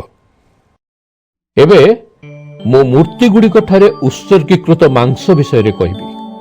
ଆମ୍ଭେ ଜାଣୁ ଆମ୍ଭ ସମସ୍ତଙ୍କ ପାଖରେ ଜ୍ଞାନ ଅଛି, କିନ୍ତୁ ଜ୍ଞାନ ତୁମ୍ଭମାନଙ୍କୁ ଅହଙ୍କାରୀ କରିଦିଏ। କିନ୍ତୁ ପ୍ରେମ ଅନ୍ୟମାନଙ୍କୁ ବଳିଷ୍ଠ କରିବାରେ ତୁମମାନଙ୍କୁ ସାହାଯ୍ୟ କରେ। ଯଦି କିଏ ଭାବେ ଯେ ସେ କିଛି ଜାଣେ, ତାହେଲେ ସେ ଯେ ମୂର୍ଖ ଏହା ଜାଣି ରଖିବା ଉଚିତ। କିନ୍ତୁ ଯିଏ ପରମେଶ୍ୱରଙ୍କୁ ପ୍ରେମ କରେ, ପରମେଶ୍ୱର ତାର ପରିଚୟ ନିଅନ୍ତି। ଅତଏବ ମାଂସ ଖାଇବା ବିଷୟରେ ମୁଁ ଏହା କହେ ଯେ ଆମ୍ଭେ ଜାଣୁ ଯେ ଜଗତରେ ପ୍ରକୃତରେ ପ୍ରତିମା ବୋଲି କିଛି ନାହିଁ, ଏବଂ ଆମେ ଜାଣୁ ଯେ ଜଣେ ମାତ୍ର ପରମେଶ୍ୱର ଅଛନ୍ତି। ଆକାଶ ବା ପୃଥିବୀରେ ଅନେକ ଗୁଡ଼ିଏ ତଥାକଥିତ ଦେବତା ଥାଇପାରନ୍ତି, କିନ୍ତୁ ଆମ୍ଭ ପାଇଁ ଜଣେ ପରମେଶ୍ୱର ଅଛନ୍ତି। ସେ ଆମ୍ଭର ପରମ ପିତା। ସମସ୍ତ ବିଷୟ ତାହାଙ୍କ ଠାରୁ ଆସେ ଓ ଆମ୍ଭେ ତାହାଙ୍କ ପାଇଁ ଜୀବିତ ଅଛୁ। ପ୍ରଭୁ କେବଳ ଜଣେ, ସେ ଯୀଶୁଖ୍ରୀଷ୍ଟ ଅଟନ୍ତି। ପ୍ରତ୍ୟେକ ବିଷୟ ଯୀଶୁଖ୍ରୀଷ୍ଟଙ୍କ ଦ୍ୱାରା ନିର୍ମିତ ଓ ସେ ଆମ୍ଭମାନଙ୍କୁ ଜୀବନ ଦେଇଛନ୍ତି। କିନ୍ତୁ ଏହି ଜ୍ଞାନ ସମସ୍ତଙ୍କ ପାଖରେ ନାହିଁ। କେତେକ ଲୋକ ପୂର୍ବ ଅଭ୍ୟାସ ଯୋଗୁଁ ଏବେ ସୁଦ୍ଧା ମୂର୍ତ୍ତି ଉପାସନା କରନ୍ତି ଏବଂ ମାଂସ ଖାଇବା ବେଳେ ତାହା ମୂର୍ତ୍ତି ଉଦ୍ଦେଶ୍ୟରେ ଉତ୍ସର୍ଗୀକୃତ ଏ ପ୍ରସାଦ ବୋଲି ମନେ କରନ୍ତି। ଏହି ମାଂସ ଖାଇବା ଉଚିତ କି ନୁହେଁ ଏ ସମ୍ବନ୍ଧରେ ସେମାନଙ୍କର ନିଶ୍ଚିତ ବୋଧ ନାହିଁ। ଅତଏବ ଖାଇଲା ବେଳେ ନିଜେ ନିଜକୁ ଦୋଷୀ ମନେ କରନ୍ତି। ଖାଦ୍ୟ ଆମକୁ ପରମେଶ୍ୱରଙ୍କ ନିକଟବର୍ତ୍ତୀ କରାଏ ନାହିଁ। ଖାଦ୍ୟ ନ ଖାଇବା ଦ୍ୱାରା ପରମେଶ୍ୱରଙ୍କ ସହ ଆମ୍ଭର ସମ୍ପର୍କରେ କ୍ଷତି ହୁଏନି ଓ ଖାଇବା ଦ୍ୱାରା ଆମ୍ଭର କିଛି ଲାଭ ମଧ୍ୟ ହୁଏନି। କିନ୍ତୁ ନିଜର ସ୍ୱାଧୀନତା ବିଷୟରେ ସାବଧାନ ରୁହ। ତୁମମାନଙ୍କର ଏହି ସ୍ୱାଧୀନତା ଦୁର୍ବଳ ବିଶ୍ୱାସୀମାନଙ୍କୁ ପାପରେ ନ ପକାଉ। ତୁମମାନଙ୍କର ହିତାହିତ ଜ୍ଞାନ ଅଛି, ତେଣୁ ତୁମ୍ଭେ ଦେବ ମନ୍ଦିର ଭୋଜନଶାଳାରେ ବସି ଖାଇବା ପାଇଁ ଉଚିତ ମନେ କରିପାର। କିନ୍ତୁ କୌଣସି ଦୁର୍ବଳ ବିଶ୍ୱାସୀ ସେଠାରେ ତୁମ୍ଭମାନଙ୍କୁ ଦେଖି ମୂର୍ତ୍ତି ଉଦ୍ଦେଶ୍ୟରେ ଉତ୍ସର୍ଗୀକୃତ ମାଂସ ଖାଇବାକୁ ସାହସ ପାଇବ। ସେ ଏପରି କରିବା ଭୁଲ ଜାଣି ମଧ୍ୟ ଏହାକୁ ଖାଇବ। ଅତଏବ ସେହି ଦୁର୍ବଳ ବିଶ୍ୱାସୀ ଯାହା ନିମନ୍ତେ ଯୀଶୁଖ୍ରୀଷ୍ଟ ପ୍ରାଣତ୍ୟାଗ କରିଛନ୍ତି, ତାର ଆତ୍ମିକ ପତନ ପାଇଁ ତୁମ୍ଭେ ଦାୟୀ ହେବ। ତୁମ୍ଭେମାନେ ଖ୍ରୀଷ୍ଟୀୟ ଭାଇ ଓ ଭଉଣୀମାନଙ୍କ ବିରୁଦ୍ଧରେ ପାପ କରୁଛ ଓ ସେମାନେ ଭୁଲ ବୋଲି ଅନୁଭବ କରୁଥିବା କାମଗୁଡ଼ିକ କରିବାକୁ ଉତ୍ସାହିତ କରି ସେମାନଙ୍କ ବିବେକକୁ ଆଘାତ ଦେଉଛ। ଏହାଦ୍ୱାରା ତୁମେମାନେ ଖ୍ରୀଷ୍ଟଙ୍କ ବିରୁଦ୍ଧରେ ମଧ୍ୟ ପାପ କରୁଛ। ଯଦି ମୋର ମାଂସ ଖାଇବା ଦ୍ୱାରା ମୋ ଭାଇ ପାପରେ ପଡ଼ିବ, ତାହେଲେ ମୁଁ ଭବିଷ୍ୟତରେ ଆଉ ମାଂସ ଖାଇବି ନାହିଁ। ଏ ପ୍ରକାରେ ମୁଁ ମୋ ଭାଇର ବିଘ୍ନର କାରଣ ହେବି ନାହିଁ। ପ୍ରଥମ କରିନ୍ଥିୟ 9 ଅଧ୍ୟାୟ। ମୁଁ ଜଣେ ସ୍ୱାଧୀନ ବ୍ୟକ୍ତି, ମୁଁ ଜଣେ ପ୍ରେରିତ। ମୁଁ ଆମ୍ଭମାନଙ୍କର ପ୍ରଭୁ ଯୀଶୁଙ୍କୁ ଦେଖିଛି। ପ୍ରଭୁଙ୍କ ନିମନ୍ତେ ମୋ କାର୍ଯ୍ୟର ଫଳସ୍ୱରୂପ ତୁମେମାନେ ପରିବର୍ତ୍ତିତ ହୋଇଛ। ଅନ୍ୟମାନେ ମୋତେ ପ୍ରେରିତ ବୋଲି ଗ୍ରହଣ ନ କରିପାରନ୍ତି, କିନ୍ତୁ ତୁମେମାନେ ମୋତେ ପ୍ରେରିତ ବୋଲି ନିଶ୍ଚିତ ଭାବରେ ଗ୍ରହଣ କରୁଛ। ମୁଁ ଯେ ପ୍ରଭୁଙ୍କର ଜଣେ ପ୍ରେରିତ, ତୁମେମାନେ ଏଥିର ପ୍ରମାଣ ଅଟ। କେତେକ ମୋର ବିଚାର କରିବାକୁ ଇଚ୍ଛା କରନ୍ତି। ସେମାନଙ୍କ ପାଇଁ ମୋର ଉତ୍ତର ଏହି ଯେ ଆମ୍ଭର ଖାଇବା ଓ ପିଇବା ପାଇଁ କ'ଣ ଅଧିକାର ନାହିଁ? ଜଣେ ବିଶ୍ୱାସିନୀ ପତ୍ନୀକୁ ଯାତ୍ରା ବେଳେ ସଙ୍ଗରେ ନେଇଯିବା ପାଇଁ କ'ଣ ଆମ୍ଭର ଅଧିକାର ନାହିଁ? ଅନ୍ୟ ପ୍ରେରିତମାନେ, ପ୍ରଭୁଙ୍କର ଭାଇମାନେ ଓ କେଫା ତ ଏପରି କରୁଛନ୍ତି। ଆଉ କେବଳ ବର୍ଣ୍ଣବା ଓ ମୁଁ ନିଜ ନିଜର ଜୀବିକା ପାଇଁ କାମ କରୁଥିବୁ? ସେନାବାହିନୀରେ କୌଣସି ସୈନିକ କ'ଣ ନିଜ ଖର୍ଚ୍ଚରେ ଯୁଦ୍ଧ କରେ? କୌଣସି ଲୋକ କ'ଣ ଅଙ୍ଗୁର ବଗିଚା ଲଗାଏ ଓ ନିଜେ ଏହାର ଫଳ ଖାଏ ନାହିଁ? ଏପରି କେଉଁ ଲୋକ ଅଛି ଯେ ମେଷ ପାଳନ କରି ନିଜ ପାଇଁ ମେଷ ଦୁଧ ନିଏ ନାହିଁ? ଏହି କଥାଗୁଡ଼ିକ କେବଳ ମନୁଷ୍ୟର ଚିନ୍ତାଧାରା ନୁହେଁ, ମାତ୍ର ପରମେଶ୍ୱରଙ୍କ ବ୍ୟବସ୍ଥା ମଧ୍ୟ ସେହି କଥା କୁହେ। ମୋଶାଙ୍କ ବ୍ୟବସ୍ଥାରେ ଲେଖା ଅଛି, ଖଳାରେ ବେଙ୍ଗଳା ବୁଲାଇଲା ବେଳେ ବଳଦର ମୋହ ବନ୍ଧ ନାହିଁ। ପରମେଶ୍ୱର ଏହା କ'ଣ କେବଳ ବଳଦଙ୍କ ବିଷୟରେ କହିଲେ? ନା, ଏହା ନିଶ୍ଚିତ ଯେ ଆମ୍ଭ ବିଷୟରେ ମଧ୍ୟ ଲେଖାଯାଇଛି। କାରଣ ହଳ କରୁଥିବା ଓ ଶସ୍ୟ ପାଚୁଡ଼ୁଥିବା ଲୋକ ଉଭୟ ପରିଶ୍ରମ କରିଥିବା ହେତୁ ପାଇବେ ବୋଲି ଆଶା କରିଥାନ୍ତି। ତୁମମାନଙ୍କ ମଧ୍ୟରେ ଆମ୍ଭେ ଆତ୍ମିକ ବୀଜ ବୁଣିଅଛୁ, ତେଣୁ ଜୀବିକା ନିର୍ବାହ ପାଇଁ ତୁମ୍ଭ ପାର୍ଥିବ ଧନରୁ କିଛି ପାଇବାକୁ କ'ଣ ଆମ୍ଭର ଅଧିକାର ନାହିଁ? ଏହା ଆମ୍ଭର ପ୍ରାପ୍ୟ। ଯଦି ଅନ୍ୟମାନଙ୍କର ତୁମ୍ଭଠାରେ ଏହି ଦାବି ଅଛି, ତେବେ ଆମ୍ଭର କ'ଣ ଏଥିରେ ଅଧିକ ଦାବି ନାହିଁ? କିନ୍ତୁ ଆମ୍ଭେ ଏହି ଅଧିକାର ପ୍ରୟୋଗ କରିନାହୁଁ, ବରଂ ଖ୍ରୀଷ୍ଟଙ୍କର ସୁସମାଚାର କାର୍ଯ୍ୟ କାଳେ ବାଧାପ୍ରାପ୍ତ ହେବ, ଏଥିପାଇଁ ଆମ୍ଭେ ସହ୍ୟ କରିଅଛୁ। ତୁମେମାନେ କ'ଣ ଜାଣ ନାହିଁ ଯେ ଯେଉଁମାନେ ମନ୍ଦିରର ସେବକ, ସେମାନେ ମନ୍ଦିରକୁ ଅଣାଯାଇଥିବା ବଳି ଉତ୍ସର୍ଗରୁ କିଛି ଆଣି ନିଜର ଜୀବିକା ନିର୍ବାହ କରନ୍ତି, ଓ ଯେଉଁମାନେ ବେଦୀର ସେବାରେ ନିଯୁକ୍ତ, ସେମାନେ ବେଦୀକୁ ଅଣାଯାଇଥିବା ନୈବେଦ୍ୟରୁ କିଛି ଭାଗ ପାଆନ୍ତି? ସେହି ପ୍ରକାର ପ୍ରଭୁ ଆଜ୍ଞା ଦେଇଛନ୍ତି ଯେ ସୁସମାଚାର ଗ୍ରହଣ କରୁଥିବା ଲୋକମାନେ ସୁସମାଚାର ପ୍ରଚାରକମାନଙ୍କର ପ୍ରତିପୋଷଣର ଦାୟିତ୍ୱ ନେବେ। କିନ୍ତୁ ମୁଁ ଉକ୍ତ ଅଧିକାରଗୁଡ଼ିକରୁ ଗୋଟିଏ ମଧ୍ୟ କେବେ ହେଲେ ପ୍ରୟୋଗ କରିନାହିଁ। ମୁଁ ମଧ୍ୟ କିଛି ପାଇବା ପାଇଁ ଚେଷ୍ଟା କରିନାହିଁ। ଏହି ଉଦ୍ଦେଶ୍ୟରେ ମୁଁ ଏହା ଲେଖିନାହିଁ, କେହି ମୋର ଏହି ଗର୍ବର ଅଧିକାର ମୋଠାରୁ ଛଡ଼ାଇ ନେଇଗଲେ ବରଂ ମୋର ମରିଯିବା ଭଲ। ସୁସମାଚାର ପ୍ରଚାର କରିବା ପାଇଁ ମୋର ଗର୍ବ କରିବା କିଛି ନାହିଁ, ଏହା ମୋର କର୍ତ୍ତବ୍ୟ। ମୁଁ ଯଦି ସୁସମାଚାର ପ୍ରଚାର ନ କରିବି, ତେବେ ମୋ ଜୀବନ ଧିକ୍। ତାପରେ ମଧ୍ୟ ଯଦି ମୁଁ ସ୍ୱେଚ୍ଛାରେ ସୁସମାଚାର ପ୍ରଚାର କରୁଛି, ତେବେ ପୁରସ୍କାର ପାଇବା ପାଇଁ ମୁଁ ଯୋଗ୍ୟ। କିନ୍ତୁ ତାହା ତ ନୁହେଁ। ସୁସମାଚାର ପ୍ରଚାର ପାଇଁ ମୁଁ ବାଧ୍ୟ। ପ୍ରଭୁ ମୋତେ ଯେଉଁ ଦାୟିତ୍ୱ ଦେଇଛନ୍ତି, କେବଳ ତାହା ମୁଁ ସମ୍ପାଦନ କରୁଛି। ତାହେଲେ ମୋର ପୁରସ୍କାର କ'ଣ? ମୋର ପୁରସ୍କାର ଏହା ଯେ ସୁସମାଚାର ପ୍ରଚାର କଲାବେଳେ ମୁଁ ମୁକ୍ତ ଭାବରେ ସୁସମାଚାରକୁ ଦେଇପାରିବି। ଏପରି ସୁସମାଚାର ପ୍ରଚାର ପାଇଁ ଯେଉଁ ପ୍ରାପ୍ୟ ମୋର ପାଇବା କଥା, ତାହା ମୁଁ ଦାବି କରେ ନାହିଁ। ମୁଁ ସ୍ୱାଧୀନ, କିନ୍ତୁ ମୁଁ ନିଜକୁ ସମସ୍ତଙ୍କ ଦାସ କରିଛି, ଯଦ୍ୱାରା ମୁଁ ଅଧିକ ଲୋକଙ୍କୁ ଉଦ୍ଧାର କରିପାରିବି। ଜିହୁଦୀ ଲୋକମାନଙ୍କୁ ଲାଭ କରିବା ଲାଗି ମୁଁ ଜିହୁଦୀ ଲୋକମାନଙ୍କ ଭଳି ହେଲି। ମୁଁ ନିଜେ ବ୍ୟବସ୍ଥାର ଅଧୀନ ନ ହେଲେ ମଧ୍ୟ ଯେପରି ବ୍ୟବସ୍ଥାଧୀନ ଲୋକଙ୍କୁ ଉଦ୍ଧାର କରିବି, ତେଣୁ ମୁଁ ସେମାନଙ୍କ ନିକଟରେ ବ୍ୟବସ୍ଥାଧୀନ ଲୋକଙ୍କ ଭଳି ହେଲି। ମୁଁ ପରମେଶ୍ୱରଙ୍କ ବ୍ୟବସ୍ଥାରୁ ମୁକ୍ତ ନୁହେଁ, ମାତ୍ର ମୁଁ ଖ୍ରୀଷ୍ଟଙ୍କ ବ୍ୟବସ୍ଥାର ଅଧୀନ। ତଥାପି ମୁଁ ଯେପରି ବ୍ୟବସ୍ଥାବିହୀନ ଲୋକମାନଙ୍କୁ ଉଦ୍ଧାର କରିପାରେ, ତେଣୁ ମୁଁ ସେମାନଙ୍କ ନିକଟରେ ବ୍ୟବସ୍ଥାବିହୀନ ଲୋକ ପରି ହେଲି। ଯେଉଁମାନେ ଦୁର୍ବଳ, ସେହି ଦୁର୍ବଳମାନଙ୍କୁ ଉଦ୍ଧାର କରିବା ପାଇଁ ମୁଁ ମଧ୍ୟ ଦୁର୍ବଳ ହେଲି। ଯେହେତୁ ଯେଉଁ ଉପାୟରେ ହେଉ ପଛେ ମୁଁ ଯେପରି ଅନେକ ଲୋକଙ୍କୁ ଉଦ୍ଧାର କରିପାରିବି, ସେଥିପାଇଁ ପ୍ରତ୍ୟେକ ପ୍ରକାରର ଲୋକମାନଙ୍କ ପାଇଁ ମୁଁ ସେହି ପ୍ରକାରର ହେଲି। ଏହା ସବୁ ମୁଁ ସୁସମାଚାର ପାଇଁ କରୁଛି।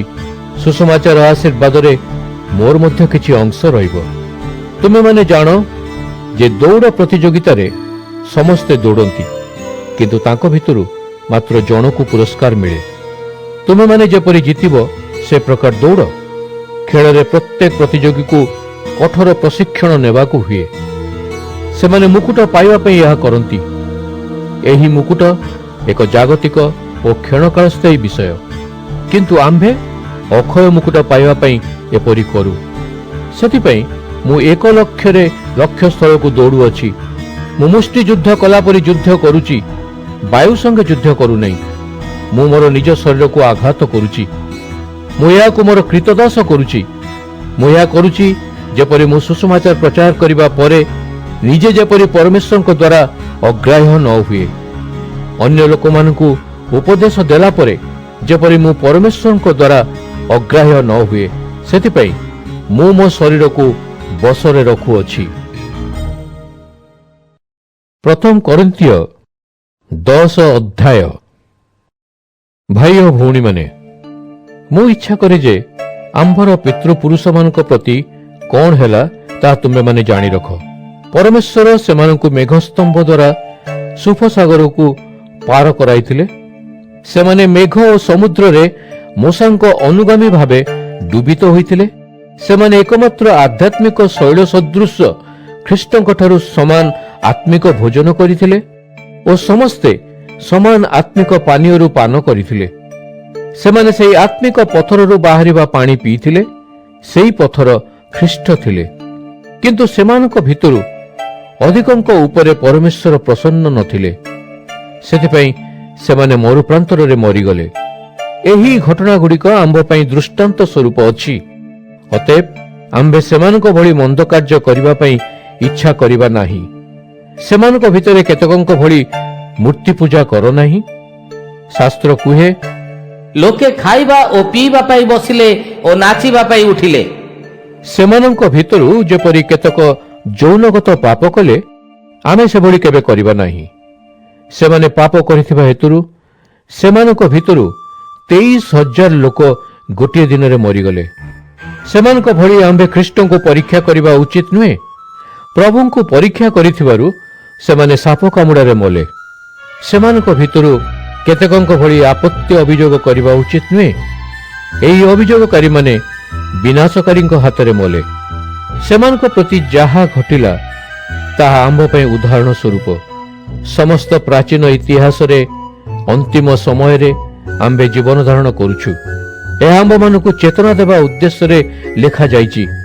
ଅତଏବ ଯେଉଁ ଲୋକ ଭାବୁଛି ଯେ ସେ ଦୃଢ଼ ଭାବରେ ଠିଆ ହୋଇଛି, ଯେପରି ସେ ଖସି ନ ପଡ଼େ, ଏଥିପାଇଁ ସତର୍କ ରହୁ। କେବଳ ତୁମ୍ଭମାନଙ୍କ ପ୍ରତି ଯେ ସବୁ ପରୀକ୍ଷା ଆସୁଅଛି, ପ୍ରତ୍ୟେକଙ୍କ ନିମନ୍ତେ ମଧ୍ୟ ଏପରି ପରୀକ୍ଷା ଆସିଥାଏ। କିନ୍ତୁ ତୁମେମାନେ ପରମେଶ୍ୱରଙ୍କଠାରେ ବିଶ୍ୱାସ ରଖିପାର।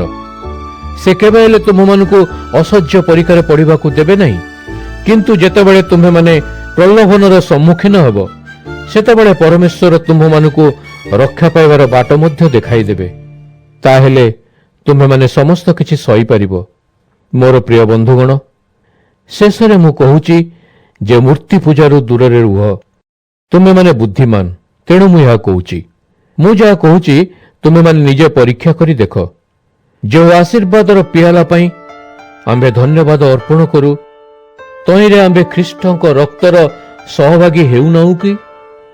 ଯେଉଁ ରୋଟି ଆମ୍ଭେ ଭାଙ୍ଗୁ, ତାହା ଖ୍ରୀଷ୍ଟଙ୍କ ଶରୀରର ଅଂଶ ନୁହେଁ କି? କେବଳ ଗୋଟିଏ ରୋଟି, ମାତ୍ର ଆମ୍ଭେମାନେ ଅନେକ ଲୋକ। କିନ୍ତୁ ଆମ୍ଭେ ସମସ୍ତେ ସେହି ଗୋଟିଏ ରୋଟିକୁ ଭାଗ ଭାଗ କରି ଖାଉ। ସେଥିପାଇଁ ଆମ୍ଭେ ପ୍ରକୃତରେ ଗୋଟିଏ ଶରୀର। ଇସ୍ରାଏଲ ଲୋକମାନଙ୍କ କଥା ଭାବ। ସେମାନେ ବଳିପ୍ରାପ୍ତ ପଶୁମାଂସ ଭୋଜନ କରି କ'ଣ ବେଦୀର ଅଂଶୀଦାର ନୁହନ୍ତି? ମୁଁ କହୁନାହିଁ ଯେ ମୂର୍ତ୍ତି ବା ମୂର୍ତ୍ତି ଉଦ୍ଦେଶ୍ୟରେ ଉତ୍ସର୍ଗୀକୃତ ଖାଦ୍ୟର ଗୁରୁତ୍ୱ ଅଛି, ଏବଂ ମୁଁ ଏହା ମଧ୍ୟ କହୁନାହିଁ ମୂର୍ତ୍ତିଗୁଡ଼ିକ ଗୁରୁତ୍ୱପୂର୍ଣ୍ଣ। କିନ୍ତୁ ମୋ କହିବା କଥା ଯେ ତୁମ୍ଭେମାନେ ଭୂତମାନଙ୍କ ସହିତ କୌଣସି କାର୍ଯ୍ୟରେ ଅଂଶଗ୍ରହଣ ନ କର। କିନ୍ତୁ ମୁଁ କୁହେ, ଯାହା ମୂର୍ତ୍ତିଗୁଡ଼ିକୁ ବଳି ରୂପେ ଉତ୍ସର୍ଗ କରାଯାଇଥାଏ, ତାହା ଶୈତାନକୁ ଉତ୍ସର୍ଗ କରାଯାଇଥାଏ, ପରମେଶ୍ୱରଙ୍କୁ ନୁହେଁ। ଏବଂ ମୁଁ ଚାହେଁ ତୁମେମାନେ ଶୈତାନ ସହିତ ଅଂଶୀଦାର ହୁଅ ନାହିଁ। ତୁମେମାନେ ପ୍ରଭୁଙ୍କ ପିଆଲାରୁ ଓ ଶୈତାନର ପିଆଲାରୁ ମଧ୍ୟ ପିଇପାରିବ ନାହିଁ। ସେହିପରି ପ୍ରଭୁଙ୍କ ମେଜ ଓ ଶୈତାନର ମେଜ ଉଭୟର ଅଂଶୀଦାର ହୋଇ ବସିପାରିବ ନାହିଁ। ଆମ୍ଭେ କ'ଣ ପ୍ରଭୁଙ୍କୁ ବିରକ୍ତ କରିବାକୁ ଇଚ୍ଛା କରୁ? ଆମ୍ଭେ କ'ଣ ତାହାଙ୍କଠାରୁ ଅଧିକ ବଳବାନ? ନା, ଆମ୍ଭେ ସବୁ କରିବା ପାଇଁ ସ୍ୱାଧୀନତା ପାଇଛୁ। କିନ୍ତୁ ସବୁ ବିଷୟ ଭଲ ନୁହେଁ। ଆମ୍ଭେ ସବୁ କରିବା ପାଇଁ ସ୍ୱାଧୀନତା ପାଇଛୁ, କିନ୍ତୁ କେତେକ ବିଷୟ ଅନ୍ୟମାନଙ୍କ ବିଶ୍ୱାସକୁ ଦୃଢ଼ କରିବାରେ ସାହାଯ୍ୟ କରେ ନାହିଁ। କୌଣସି ଲୋକ କେବଳ ନିଜର ସ୍ୱାର୍ଥ ପାଇଁ ଚିନ୍ତିତ ହେବା ଉଚିତ ନୁହେଁ, ବରଂ ସେ ଅନ୍ୟମାନଙ୍କର ମଙ୍ଗଳ ଚିନ୍ତା କରିବା ଉଚିତ। ବଜାରରେ ଯାହା ବିକ୍ରି ହେଉଛି, ସେସବୁ ମାଂସ ତୁମ୍ଭେ ଖାଇପାର। ନିଜ ବିବେକ ସକାଶେ ଏହି ମାଂସ ଖାଇବା ଉଚିତ କି ନୁହେଁ, ସେ ବିଷୟରେ କୌଣସି ପ୍ରଶ୍ନ ପଚାର ନାହିଁ। ତୁମ୍ଭେ ଖାଇପାର, କାରଣ ପୃଥିବୀ ଓ ତନ୍ମଧ୍ୟସ୍ଥ ପ୍ରତ୍ୟେକ ବିଷୟ ପ୍ରଭୁଙ୍କର ଅଟେ। ଜଣେ ଅବିଶ୍ୱାସୀ ଲୋକ ତୁମମାନଙ୍କୁ ଭୋଜନ ପାଇଁ ଡାକିପାରେ। ଯଦି ତୁମେମାନେ ଯିବାକୁ ସ୍ଥିର କର, ଯାହା ତୁମମାନଙ୍କ ଆଗରେ ଥୁଆ ହୋଇଛି ତାହା ଖାଅ। ଏହା ଭଲ କି ମନ୍ଦ କୌଣସି ପ୍ରଶ୍ନ ନ କରି ଖାଦ୍ୟ ଭୋଜନ କର। କିନ୍ତୁ ଯଦି ତୁମମାନଙ୍କୁ ଜଣେ କହେ, ଏହି ଖାଦ୍ୟ ମୂର୍ତ୍ତି ଉଦ୍ଦେଶ୍ୟରେ ଉତ୍ସର୍ଗୀକୃତ ହୋଇଛି, ତାହେଲେ ସେ ଖାଦ୍ୟ ଖାଅ ନାହିଁ। ପ୍ରଥମ କାରଣ ହେଲା, ଯିଏ ଏହା କହିଛି ତାର ବିଶ୍ୱାସକୁ ତୁମେମାନେ ଆଘାତ ନ ଦେବା ପାଇଁ ଖାଅ ନାହିଁ। ଓ ଦ୍ୱିତୀୟ କାରଣ ହେଲା, ଏହି ମାଂସ ବା ପ୍ରସାଦ ଖାଇବା ଅନୁଚିତ ବୋଲି କେତେକ ମତ ଦିଅନ୍ତି। ତୁମେମାନେ ଏହାକୁ ଭୁଲ ବିବେଚନା କର ବୋଲି ମୁଁ ତୁମମାନଙ୍କୁ କହୁନାହିଁ, କିନ୍ତୁ ଅନ୍ୟ ଲୋକ ଏହାକୁ ବିବେଚନା କରୁଥିବାରୁ ମୁଁ ଏହାକୁ ଖାଇବି ନାହିଁ। ଅନ୍ୟର ମନୋଭାବ ହେତୁ ମୁଁ ନିଜର ସ୍ୱାଧୀନତାରେ ଆଞ୍ଚ ଆଣିବାକୁ ଇଚ୍ଛା କରୁନାହିଁ, କାରଣ ପରମେଶ୍ୱରଙ୍କୁ ଧନ୍ୟବାଦ ଦେଇ ସାରି ଭୋଜନ କରିଥିବା ଯୋଗୁଁ ମୁଁ ସମାଲୋଚିତ ହେବା ଅନୁଚିତ। ଅତଏବ ଯେତେବେଳେ ତୁମେମାନେ ଖାଅ, ପିଅ ବା ଅନ୍ୟ ଯାହା କିଛି କର, ପରମେଶ୍ୱରଙ୍କ ମହିମା ପାଇଁ କରିବା ଉଚିତ। ଏଭଳି କୌଣସି କାମ କର ନାହିଁ ଯାହାଦ୍ୱାରା ଜିହୁଦୀ ବା ଅଣଜିହୁଦୀ ଲୋକେ ବା ପରମେଶ୍ୱରଙ୍କ ମଣ୍ଡଳୀ ବାଧା ପାଇବେ। ମୁଁ ଏହି ନୀତି ଅନୁସରଣ କରେ। ମୁଁ ନିଜକୁ ଖୁସି ରଖିବା ପାଇଁ ଚେଷ୍ଟା କରେ ନାହିଁ, ମାତ୍ର ପ୍ରତ୍ୟେକଙ୍କୁ ସମସ୍ତ କାର୍ଯ୍ୟରେ ସନ୍ତୁଷ୍ଟ କରିବାକୁ ଚାହେଁ। ମୁଁ ଅନେକଙ୍କର ମଙ୍ଗଳ ଚିନ୍ତା କରେ, ଯଦ୍ୱାରା ସେମାନେ ପରିତ୍ରାଣ ପାଇପାରିବେ। ପ୍ରଥମ କରିନ୍ଥିୟ 11 ଅଧ୍ୟାୟ। ମୁଁ ଯେପରି ଖ୍ରୀଷ୍ଟଙ୍କ ଅନୁସରଣ କରୁଛି, ତୁମେମାନେ ସେପରି ଅନୁସରଣ କର। ମୁଁ ତୁମମାନଙ୍କର ପ୍ରଶଂସା କରୁଛି, କାରଣ ତୁମେମାନେ ମୋତେ ସମସ୍ତ ବିଷୟରେ ମନେ ପକାଉଅଛ। ମୁଁ ଯେଉଁ ଉପଦେଶ ଗୁଡ଼ିକ ଦେଇଥିଲି, ସେଗୁଡ଼ିକୁ ସ୍ମରଣ ରଖି ପାଳନ କରୁଛ। ମୁଁ ତୁମମାନଙ୍କୁ ଏହା ବୁଝାଇବା ପାଇଁ ଇଚ୍ଛା କରେ, ପ୍ରତ୍ୟେକ ପୁରୁଷ ଲୋକର ମସ୍ତକ ହେଉଛନ୍ତି ଖ୍ରୀଷ୍ଟ, ସ୍ତ୍ରୀ ଲୋକର ମସ୍ତକ ହେଉଛନ୍ତି ପୁରୁଷ ଓ ଖ୍ରୀଷ୍ଟଙ୍କର ମସ୍ତକ ହେଉଛନ୍ତି ପରମେଶ୍ୱର।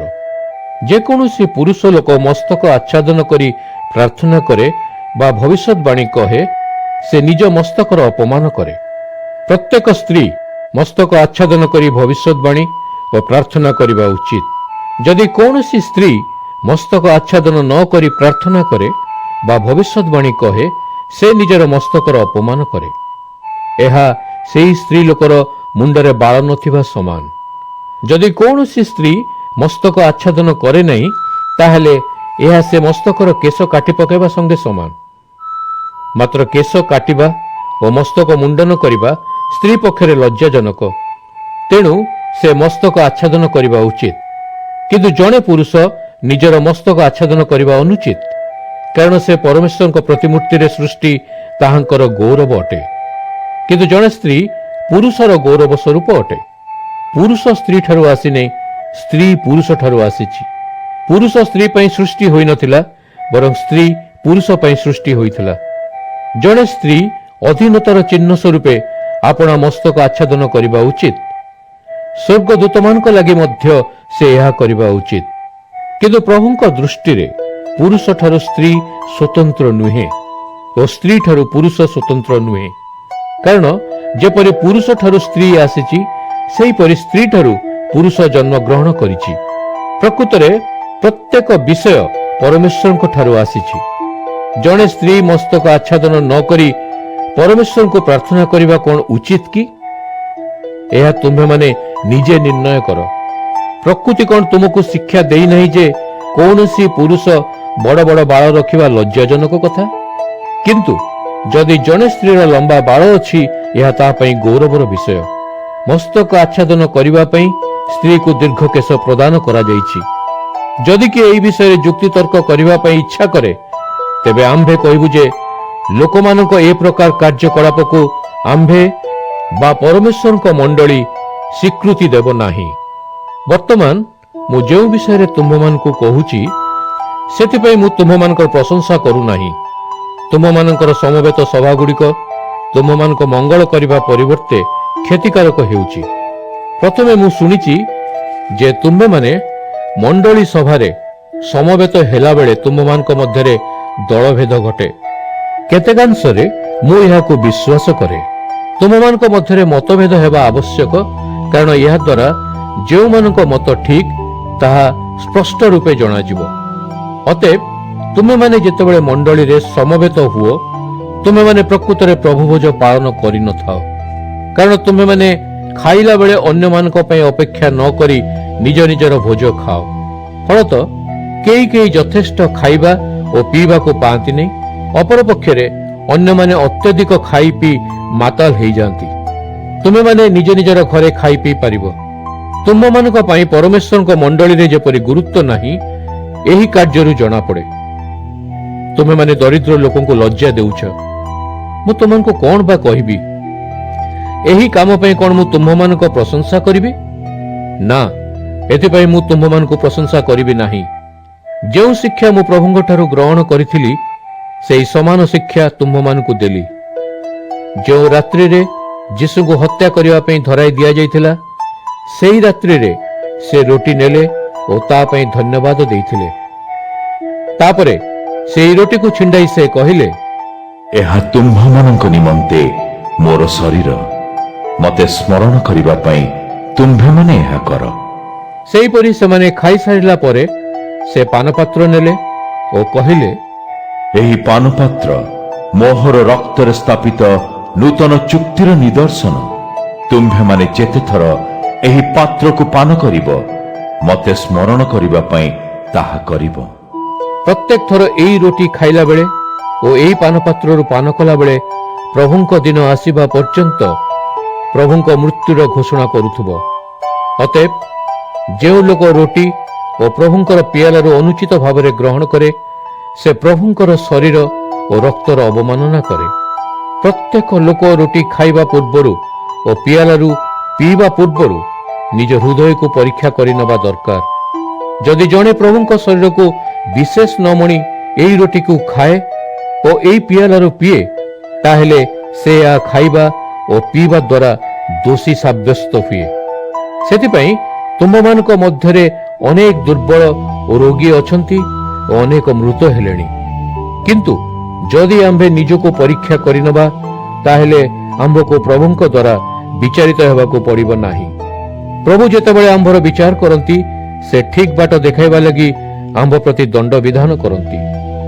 ଆମ୍ଭେ ଯେପରି ଜଗତର ଅବଶିଷ୍ଟ ଲୋକମାନଙ୍କ ସହିତ ଦଣ୍ଡାଜ୍ଞା ପାଇବୁ ନାହିଁ, ସେଥିଲାଗି ସେ ଏପରି କରନ୍ତି।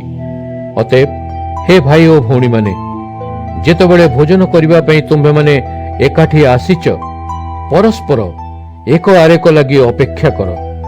ଯଦି କାହାକୁ ବହୁତ ଭୋକ ଲାଗୁଛି, ସେ ଘରେ ଖାଇଦେବା ଉଚିତ, ଯଦ୍ୱାରା ପ୍ରଭୁ ଭୋଜ ସଭାରେ ତୁମ୍ଭମାନଙ୍କ ଆଚରଣ ହେତୁ ପ୍ରଭୁଙ୍କ ଦ୍ୱାରା ବିଚାରିତ ହେବ ନାହିଁ।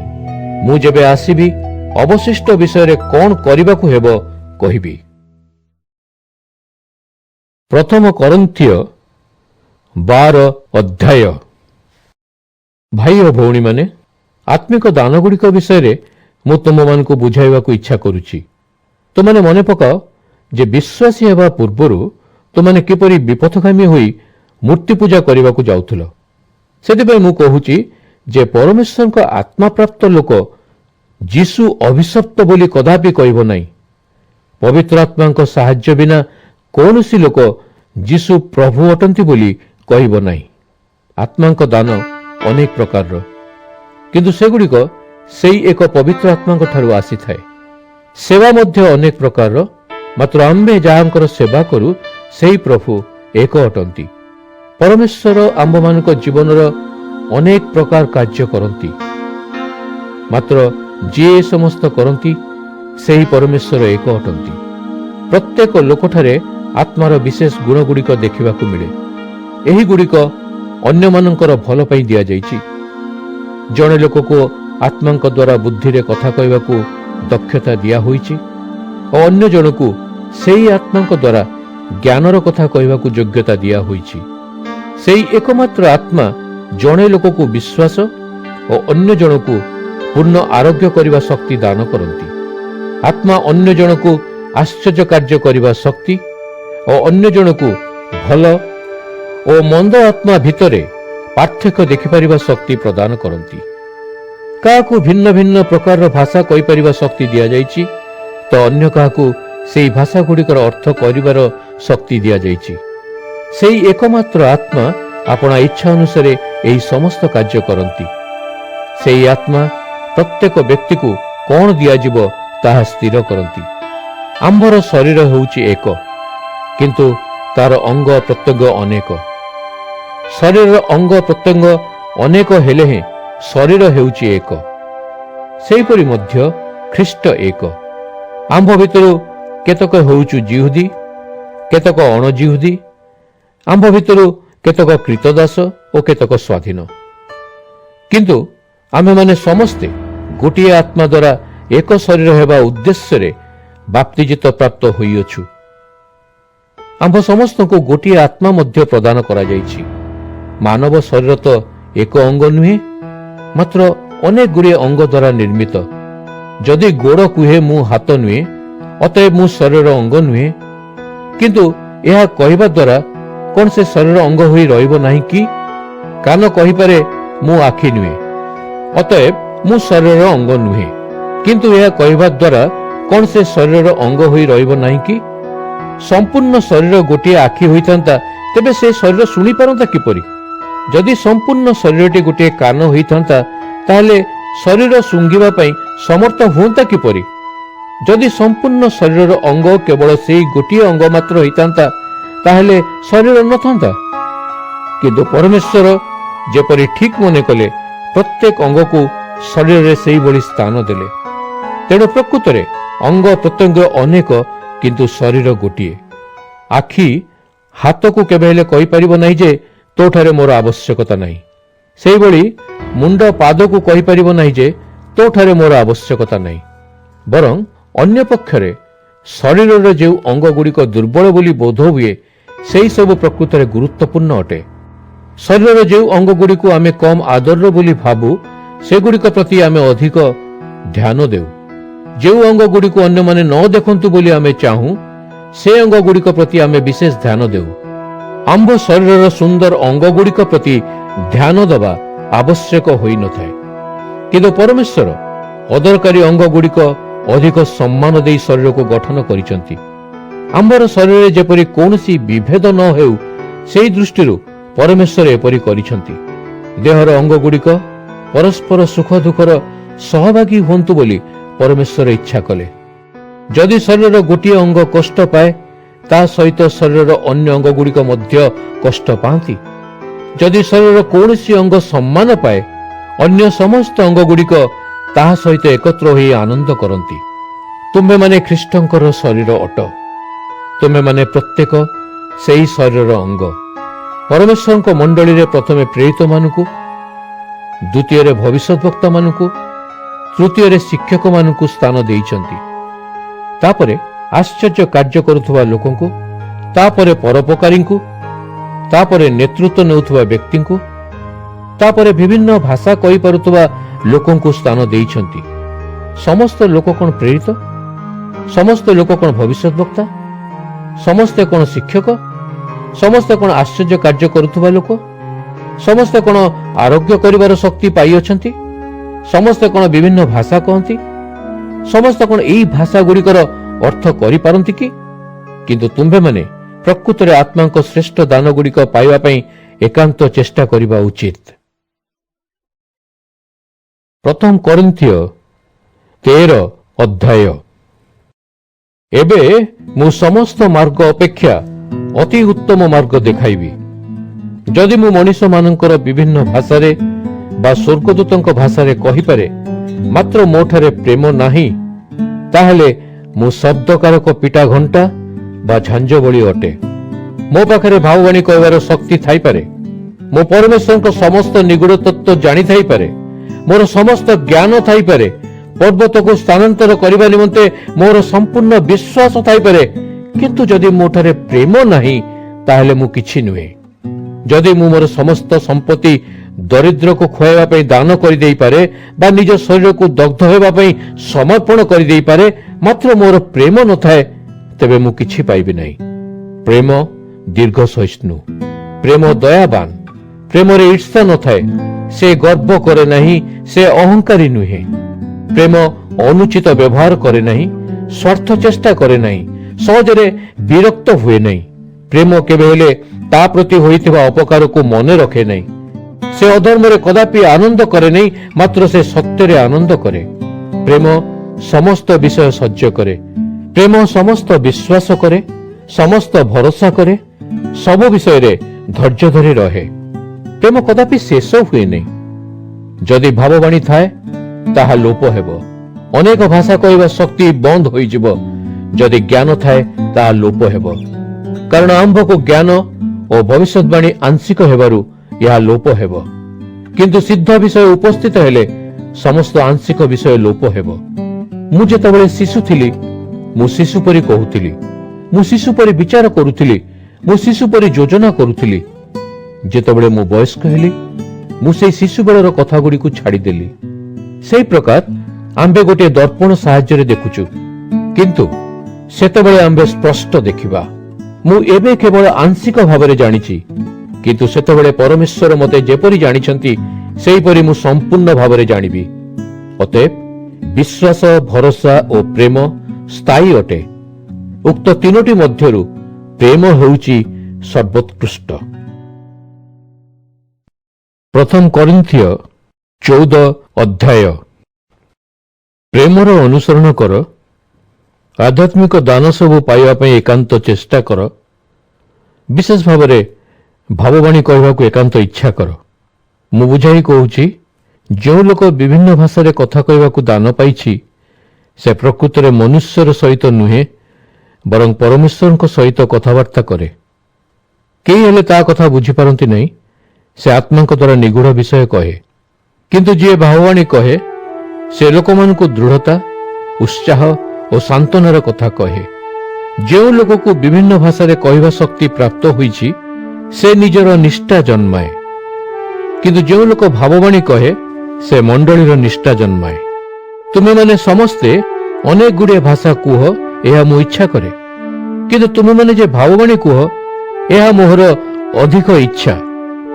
ଯେଉଁ ଲୋକ ଭାବବାଣୀ କହେ ସେ ବିଭିନ୍ନ ଭାଷା କହିପାରିବା ଲୋକଠାରୁ ଶ୍ରେଷ୍ଠ, କିନ୍ତୁ ସେ ଯଦି ସେହି ଭାଷାଗୁଡ଼ିକର ଅର୍ଥ କରିପାରୁଥିବ ତେବେ ସେ ଭାବବାଣୀ କହୁଥିବା ଲୋକ ସହିତ ସମାନ। ଏହାଦ୍ୱାରା ମଣ୍ଡଳୀକୁ ସାହାଯ୍ୟ ହେବ।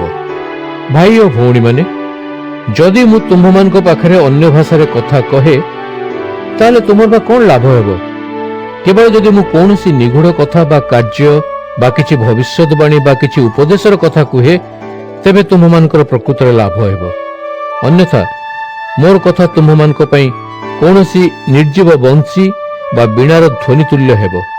ଯଦି କୌଣସି ବାଦ୍ୟଯନ୍ତ୍ରର ସ୍ୱରଗୁଡ଼ିକର ପାର୍ଥକ୍ୟ ନ ରହିବ ତାହେଲେ ଜଣେ କିପରି ଜାଣିପାରିବ ଯେ ବଂଶୀ ବା ବୀଣା କ'ଣ ବାଜୁଅଛି? ଯୁଦ୍ଧରେ ଯଦି ତୁରୀଟି ସ୍ପଷ୍ଟ ଭାବରେ ନ ଶୁଭେ ତାହେଲେ ସୈନିକଗଣ ଯୁଦ୍ଧ ପାଇଁ ପ୍ରସ୍ତୁତ ହେବାର ସମୟ ଜାଣିପାରିବେ ନାହିଁ। ସେହିଭଳି ତୁମେମାନେ ଜିହ୍ୱା ଦ୍ୱାରା ଯଦି ସ୍ପଷ୍ଟ ଭାବରେ କଥା ନ କହିବ ତାହେଲେ କୌଣସି ଲୋକ କିଛି ବୁଝିପାରିବ ନାହିଁ। ତା ପବନରେ କଥା କହିଲା ପରି ହେବ। ଏହା ସତ୍ୟ ଯେ ସଂସାରରେ ଅନେକ ପ୍ରକାରର ଭାଷା ଅଛି ଓ ସେ ସବୁଗୁଡ଼ିକ ଅର୍ଥପୂର୍ଣ୍ଣ। ଅତଏବ ଯଦି ଜଣକର କଥା ଶୁଣି ତାହା ବୁଝି ନ ପାରେ ତାହେଲେ ସେହି କଥା ମୋତେ ଅଦ୍ଭୁତ ମନେ ହେବ। ତୁମ ପାଇଁ ମଧ୍ୟ ଏହା ପ୍ରଯୁଜ୍ୟ।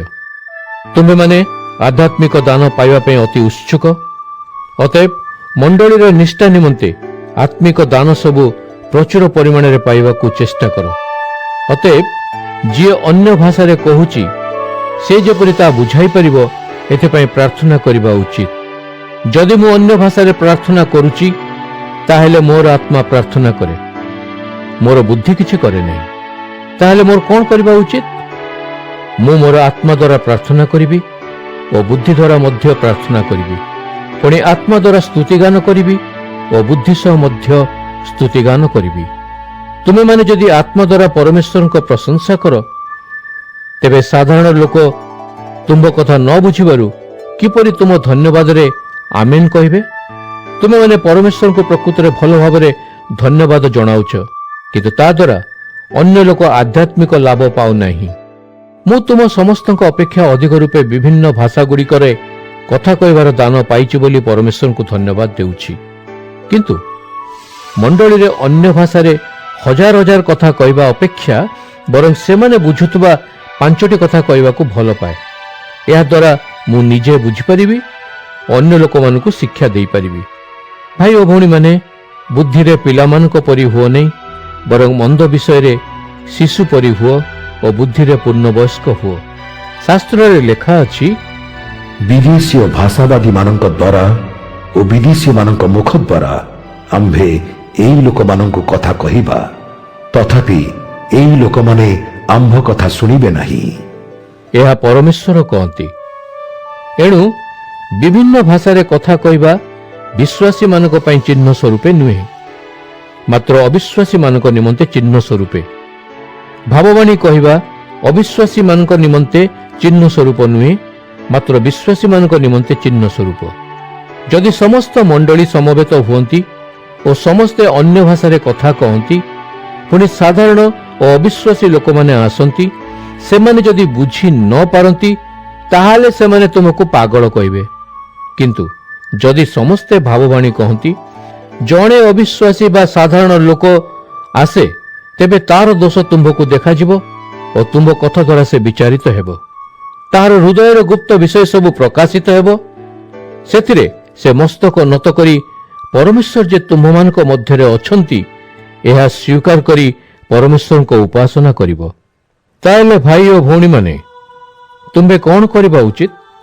ତୁମ୍ଭେ ଯେତେବେଳେ ଏକାଠି ହେଉଛ, ତୁମ୍ଭମାନଙ୍କ ମଧ୍ୟରେ କେହି ଗୀତ ବା ଶିକ୍ଷା ବା ପରମେଶ୍ୱରଙ୍କ ନୂତନ ସତ୍ୟ ଅନ୍ୟ ଭାଷା ବା ଭାଷାର ଅର୍ଥ କହିଥାଏ। ସମସ୍ତ ବିଷୟ ମଣ୍ଡଳୀର ନିଷ୍ଠା ନିମନ୍ତେ କରାଯାଉ। ଯଦି କିଏ ଅନ୍ୟ ଭାଷାରେ କହୁଛି, ତାହେଲେ ମାତ୍ର 2 ବା 3 ଜଣ ଲୋକ ଏପରି କହିବା ଉଚିତ ଓ ଅନ୍ୟ ଜଣେ ସେମାନେ ଯାହା ସବୁ କହନ୍ତି ତାର ଅନୁବାଦ କରିବା ଉଚିତ। କିନ୍ତୁ ଯଦି ଜଣେ ଅନୁବାଦକାରୀ ନାହାନ୍ତି, ତାହେଲେ ଯେଉଁମାନେ ଅନ୍ୟ ଭାଷାରେ କହିବା ପାଇଁ ଇଚ୍ଛା କରନ୍ତି, ସେମାନେ ମଣ୍ଡଳୀ ସଭାରେ ଚୁପ୍ ରହିବା ଉଚିତ। ସେ କେବଳ ନିରୋଳାରେ ପରମେଶ୍ୱରଙ୍କ ସହିତ କଥା କହିବା ଉଚିତ। ଆହୁରି ମଧ୍ୟ କେବଳ 2 ବା 3 ଜଣ ଭାବବାଦୀ କହିବା ଉଚିତ। ଅନ୍ୟମାନେ ସେମାନେ ଯାହା କହୁଛନ୍ତି ସେଗୁଡ଼ିକୁ ପରୀକ୍ଷା କରିବା ଉଚିତ। ଯଦି ସେଠାରେ ବସିଥିବା ଜଣେ ଲୋକ ପରମେଶ୍ୱରଙ୍କ ଠାରୁ ଏକ ନୂତନ ସତ୍ୟ ପାଏ, ତାହେଲେ ପ୍ରଥମ ବକ୍ତା ଚୁପ୍ ହୋଇଯିବା ଉଚିତ। ଏହିପରି ତୁମେମାନେ ସମସ୍ତେ ଜଣକ ପରେ ଜଣେ ଭାବବାଣୀ କହିପାରିବ। ସେପରି ହେଲେ ସମସ୍ତେ ଶିଖିପାରିବେ ଓ ଉତ୍ସାହିତ ହୋଇପାରିବେ। ଏପରିକି ଭାବବାଦୀମାନଙ୍କର ଆତ୍ମା ଭବିଷ୍ୟତ ବକ୍ତାମାନଙ୍କ ନିୟନ୍ତ୍ରଣରେ ଥାନ୍ତି। ପରମେଶ୍ୱର ବିଶୃଙ୍ଖଳାର ପରମେଶ୍ୱର ନୁହନ୍ତି, କିନ୍ତୁ ସେ ଶାନ୍ତିର ପରମେଶ୍ୱର ଅଟନ୍ତି। ମଣ୍ଡଳୀର ସଭାମାନଙ୍କରେ ସ୍ତ୍ରୀମାନେ ଚୁପ୍ ରହିବା ଉଚିତ। ପରମେଶ୍ୱରଙ୍କ ଲୋକମାନଙ୍କର ସମସ୍ତ ମଣ୍ଡଳୀରେ ଏହି ନିୟମ ଲାଗୁ ଅଛି। ସ୍ତ୍ରୀ ଲୋକଙ୍କୁ କହିବା ପାଇଁ ଅନୁମତି ଦିଆଯାଇ ନାହିଁ। ମୋଶାଙ୍କ ନିୟମ ଅନୁଯାୟୀ ସେମାନେ ବଶୀଭୂତ ହୋଇ ରହିବା ଉଚିତ। ଯଦି ସ୍ତ୍ରୀମାନଙ୍କର କିଛି ଜାଣିବାକୁ ଇଚ୍ଛା ଥାଏ, ତାହେଲେ ସେମାନେ ନିଜ ସ୍ୱାମୀଙ୍କୁ ଘରେ ପଚାରି ବୁଝିପାରିବେ। ମଣ୍ଡଳୀ ସଭାରେ ସ୍ତ୍ରୀ ଲୋକମାନଙ୍କ ପକ୍ଷେ କିଛି କହିବା ଲଜ୍ଜାଜନକ ଅଟେ। ପରମେଶ୍ୱରଙ୍କ ବାକ୍ୟ କ'ଣ ତୁମ୍ଭମାନଙ୍କଠାରୁ ଆସିଥିଲା କି? ନା। ଅଥବା ସେହି ବାକ୍ୟ କ'ଣ କେବଳ ତୁମ୍ଭମାନଙ୍କ ପାଖରେ ପହଞ୍ଚିଥିଲା? ନା। ଯଦି ଜଣେ ଲୋକ ନିଜକୁ ଭାବବାଦୀ ବୋଲି ମନେ କରେ ବା ସେ ନିଜକୁ ଆଧ୍ୟାତ୍ମିକ ଦାନର ଅଧିକାରୀ ବୋଲି ଭାବେ, ତାହେଲେ ସେ ବୁଝିପାରିବା ଉଚିତ ଯେ ମୁଁ ଯାହା କିଛି ତୁମ୍ଭମାନଙ୍କୁ ଲେଖୁଛି ତାହା ପ୍ରଭୁଙ୍କର ଆଦେଶ ଅଟେ। ଯଦି ସେ ଏହା ଜାଣେ ନାହିଁ, ତାହେଲେ ସେ ପରମେଶ୍ୱରଙ୍କ ଦ୍ୱାରା ଅଜଣା ଅଟେ। ଅତଏବ ମୋ ଭାଇ ଓ ଭଉଣୀମାନେ, ତୁମେମାନେ ଭବିଷ୍ୟତବାଣୀ କହିବା ପାଇଁ ଏକାନ୍ତ ଚେଷ୍ଟା କର, କିନ୍ତୁ ବିଭିନ୍ନ ଭାଷାରେ କହିବାକୁ ଅନ୍ୟମାନଙ୍କୁ ବାଧା ଦିଅ ନାହିଁ। ପ୍ରତ୍ୟେକ କାମ ଠିକ ଭାବରେ ଓ କ୍ରମାନୁସାରେ କରିବା ଉଚିତ। ପ୍ରଥମ କରିନ୍ଥିୟ 15 ଅଧ୍ୟାୟ। ଭାଇ ଓ ଭଉଣୀମାନେ, ମୁଁ ତୁମମାନଙ୍କୁ ପୂର୍ବରୁ ମନେ ପକାଇ ଦେବାକୁ ଇଚ୍ଛା କରେ। ତୁମେମାନେ ଏହାକୁ ଗ୍ରହଣ କରିଥିଲ ଓ ଏବେ ସୁଦ୍ଧା ଦୃଢ଼ ଭାବରେ ଧରି ରଖିଛ। ତୁମେମାନେ ଏହି ସୁସମାଚାର ଦ୍ୱାରା ପରିତ୍ରାଣ ପାଇଛ। କିନ୍ତୁ ମୋ କହିଥିବା କଥାଗୁଡ଼ିକୁ ତୁମେମାନେ ବିଶ୍ୱାସ କରି ଚାଲିବା ଉଚିତ, ନଚେତ୍ ତୁମେ ବ୍ୟର୍ଥରେ ବିଶ୍ୱାସୀ ହୋଇଥିଲ। ମୁଁ ପାଇଥିବା ଶିକ୍ଷା ତୁମମାନଙ୍କୁ ଦେଲି। ଏହି ପ୍ରଧାନ ଶିକ୍ଷା ମୁଁ ତୁମମାନଙ୍କୁ ପ୍ରଦାନ କରିଥିଲି ଯେ ଯୀଶୁଖ୍ରୀଷ୍ଟ ଶାସ୍ତ୍ର ଅନୁସାରେ ଆମ୍ଭର ପାପ ପାଇଁ ମଲେ। ଯୀଶୁଖ୍ରୀଷ୍ଟଙ୍କୁ କବର ଦିଆହେଲା ଓ ତୃତୀୟ ଦିନରେ ସେ ମୃତ୍ୟୁରୁ ଉଠିଲେ। ସେ କେଫାଙ୍କୁ ଓ ତାପରେ 12 ଜଣ ପ୍ରେରିତଙ୍କୁ ଦେଖାଦେଲେ। ତାପରେ ସେ ଏକାଥରକେ 500ରୁ ଅଧିକ ଭାଇମାନଙ୍କୁ ଦେଖା ଦେଇଥିଲେ। ତାଙ୍କ ମଧ୍ୟରୁ ଅଧିକାଂଶ ଲୋକ ଆଜି ମଧ୍ୟ ଜୀବିତ, କିନ୍ତୁ କେତେକ ମରିଯାଇଛନ୍ତି।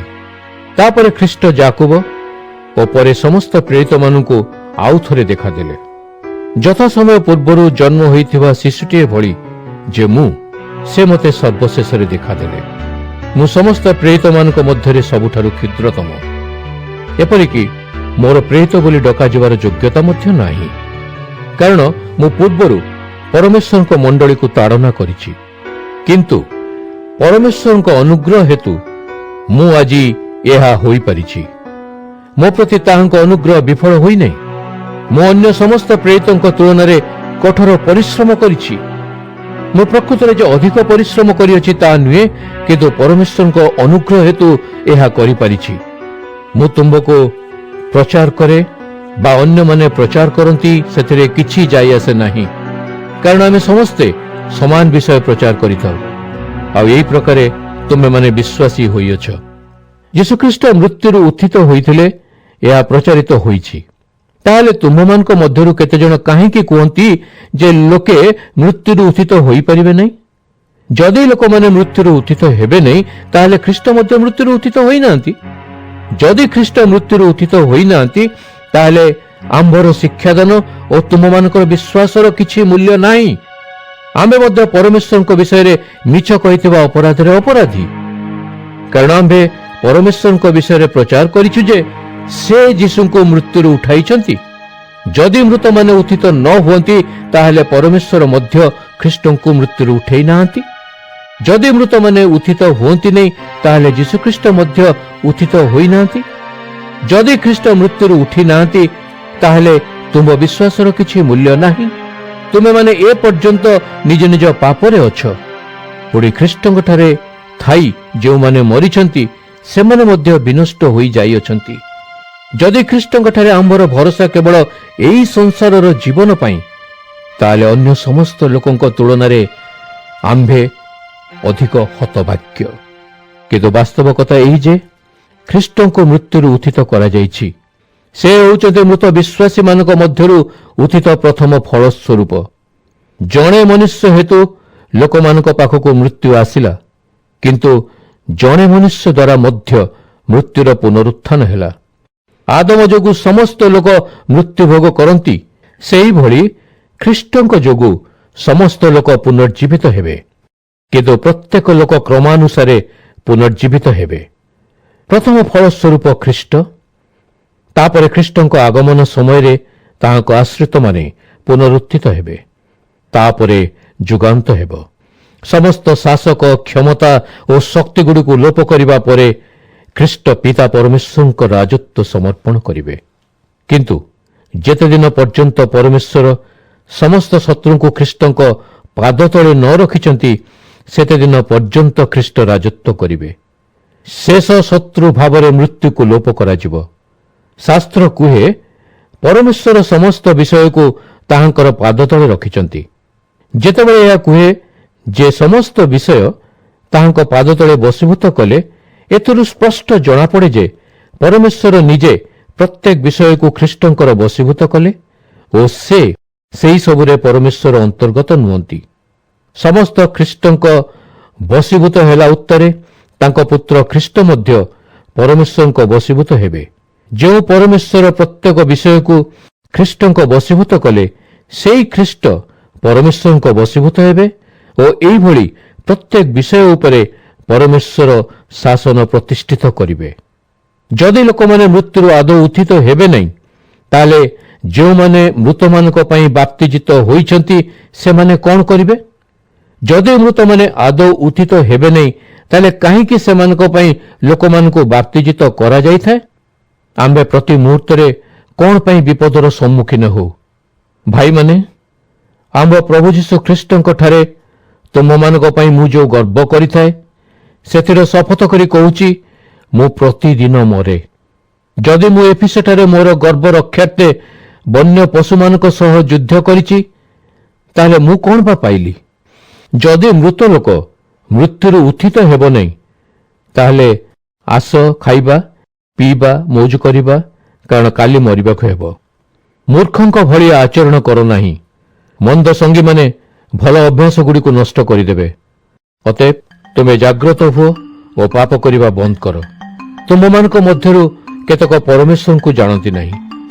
ତୁମମାନଙ୍କୁ ଲଜ୍ଜା ଦେବା ପାଇଁ ଏ କଥା ମୁଁ କହୁଛି। କିନ୍ତୁ ଜଣେ ପଚାରିପାରେ, ମୃତଗୁଡ଼ିକ କିପରି ଉତ୍ଥିତ ହୁଅନ୍ତି? ସେମାନେ କେଉଁଭଳି ଦେହ ଧାରଣ କରିବେ? ଏଗୁଡ଼ିକ ହେଉଛି ନିର୍ବୋଧ ପ୍ରଶ୍ନ। ପୃଥିବୀରେ ପୋତା ଯାଇଥିବା ବୀଜଟି ନିଜେ ନ ମରିବା ପର୍ଯ୍ୟନ୍ତ ସଜୀବ ହୁଏ ନାହିଁ। ବୁଣିଲା ବେଳେ ତୁମେମାନେ ଯାହା ବୁଣ, ବିକଶିତ ହେଲା ପରେ ତାହା ସେହି ଶରୀର ଧାରଣ କରେ ନାହିଁ। ତୁମେମାନେ ଗହମ ହେଉ ବା ଅନ୍ୟ କୌଣସି ଶସ୍ୟ ହେଉ, କେବଳ ବୀଜଟି ବୁଣ। ତାପରେ ପରମେଶ୍ୱର ଯେପରି ଇଚ୍ଛା କରନ୍ତି ସେହିପରି ଶରୀର ତାହାକୁ ପ୍ରଦାନ କରନ୍ତି। ପରମେଶ୍ୱର ସମସ୍ତ ବୀଜ ମଧ୍ୟରୁ ପ୍ରତ୍ୟେକକୁ ତାହାର ନିଜ ଶରୀର ଦିଅନ୍ତି। ଶରୀରରୁ ଜାତ ସମସ୍ତ ବିଷୟରେ ସମାନ ପ୍ରକାରର ଶରୀର ନଥାଏ। ମଣିଷମାନଙ୍କ ଶରୀର ଏକ ପ୍ରକାର ତ, ଚଢ଼େଇମାନଙ୍କ ଶରୀର ଅନ୍ୟ ପ୍ରକାରର ଓ ମାଛମାନଙ୍କର ଶରୀର ଆହୁରି ଅଲଗା ପ୍ରକାରର। ସ୍ୱର୍ଗୀୟ ଶରୀର ଅଛି, ପୃଥିବୀସ୍ଥ ଶରୀର ମଧ୍ୟ ଅଛି।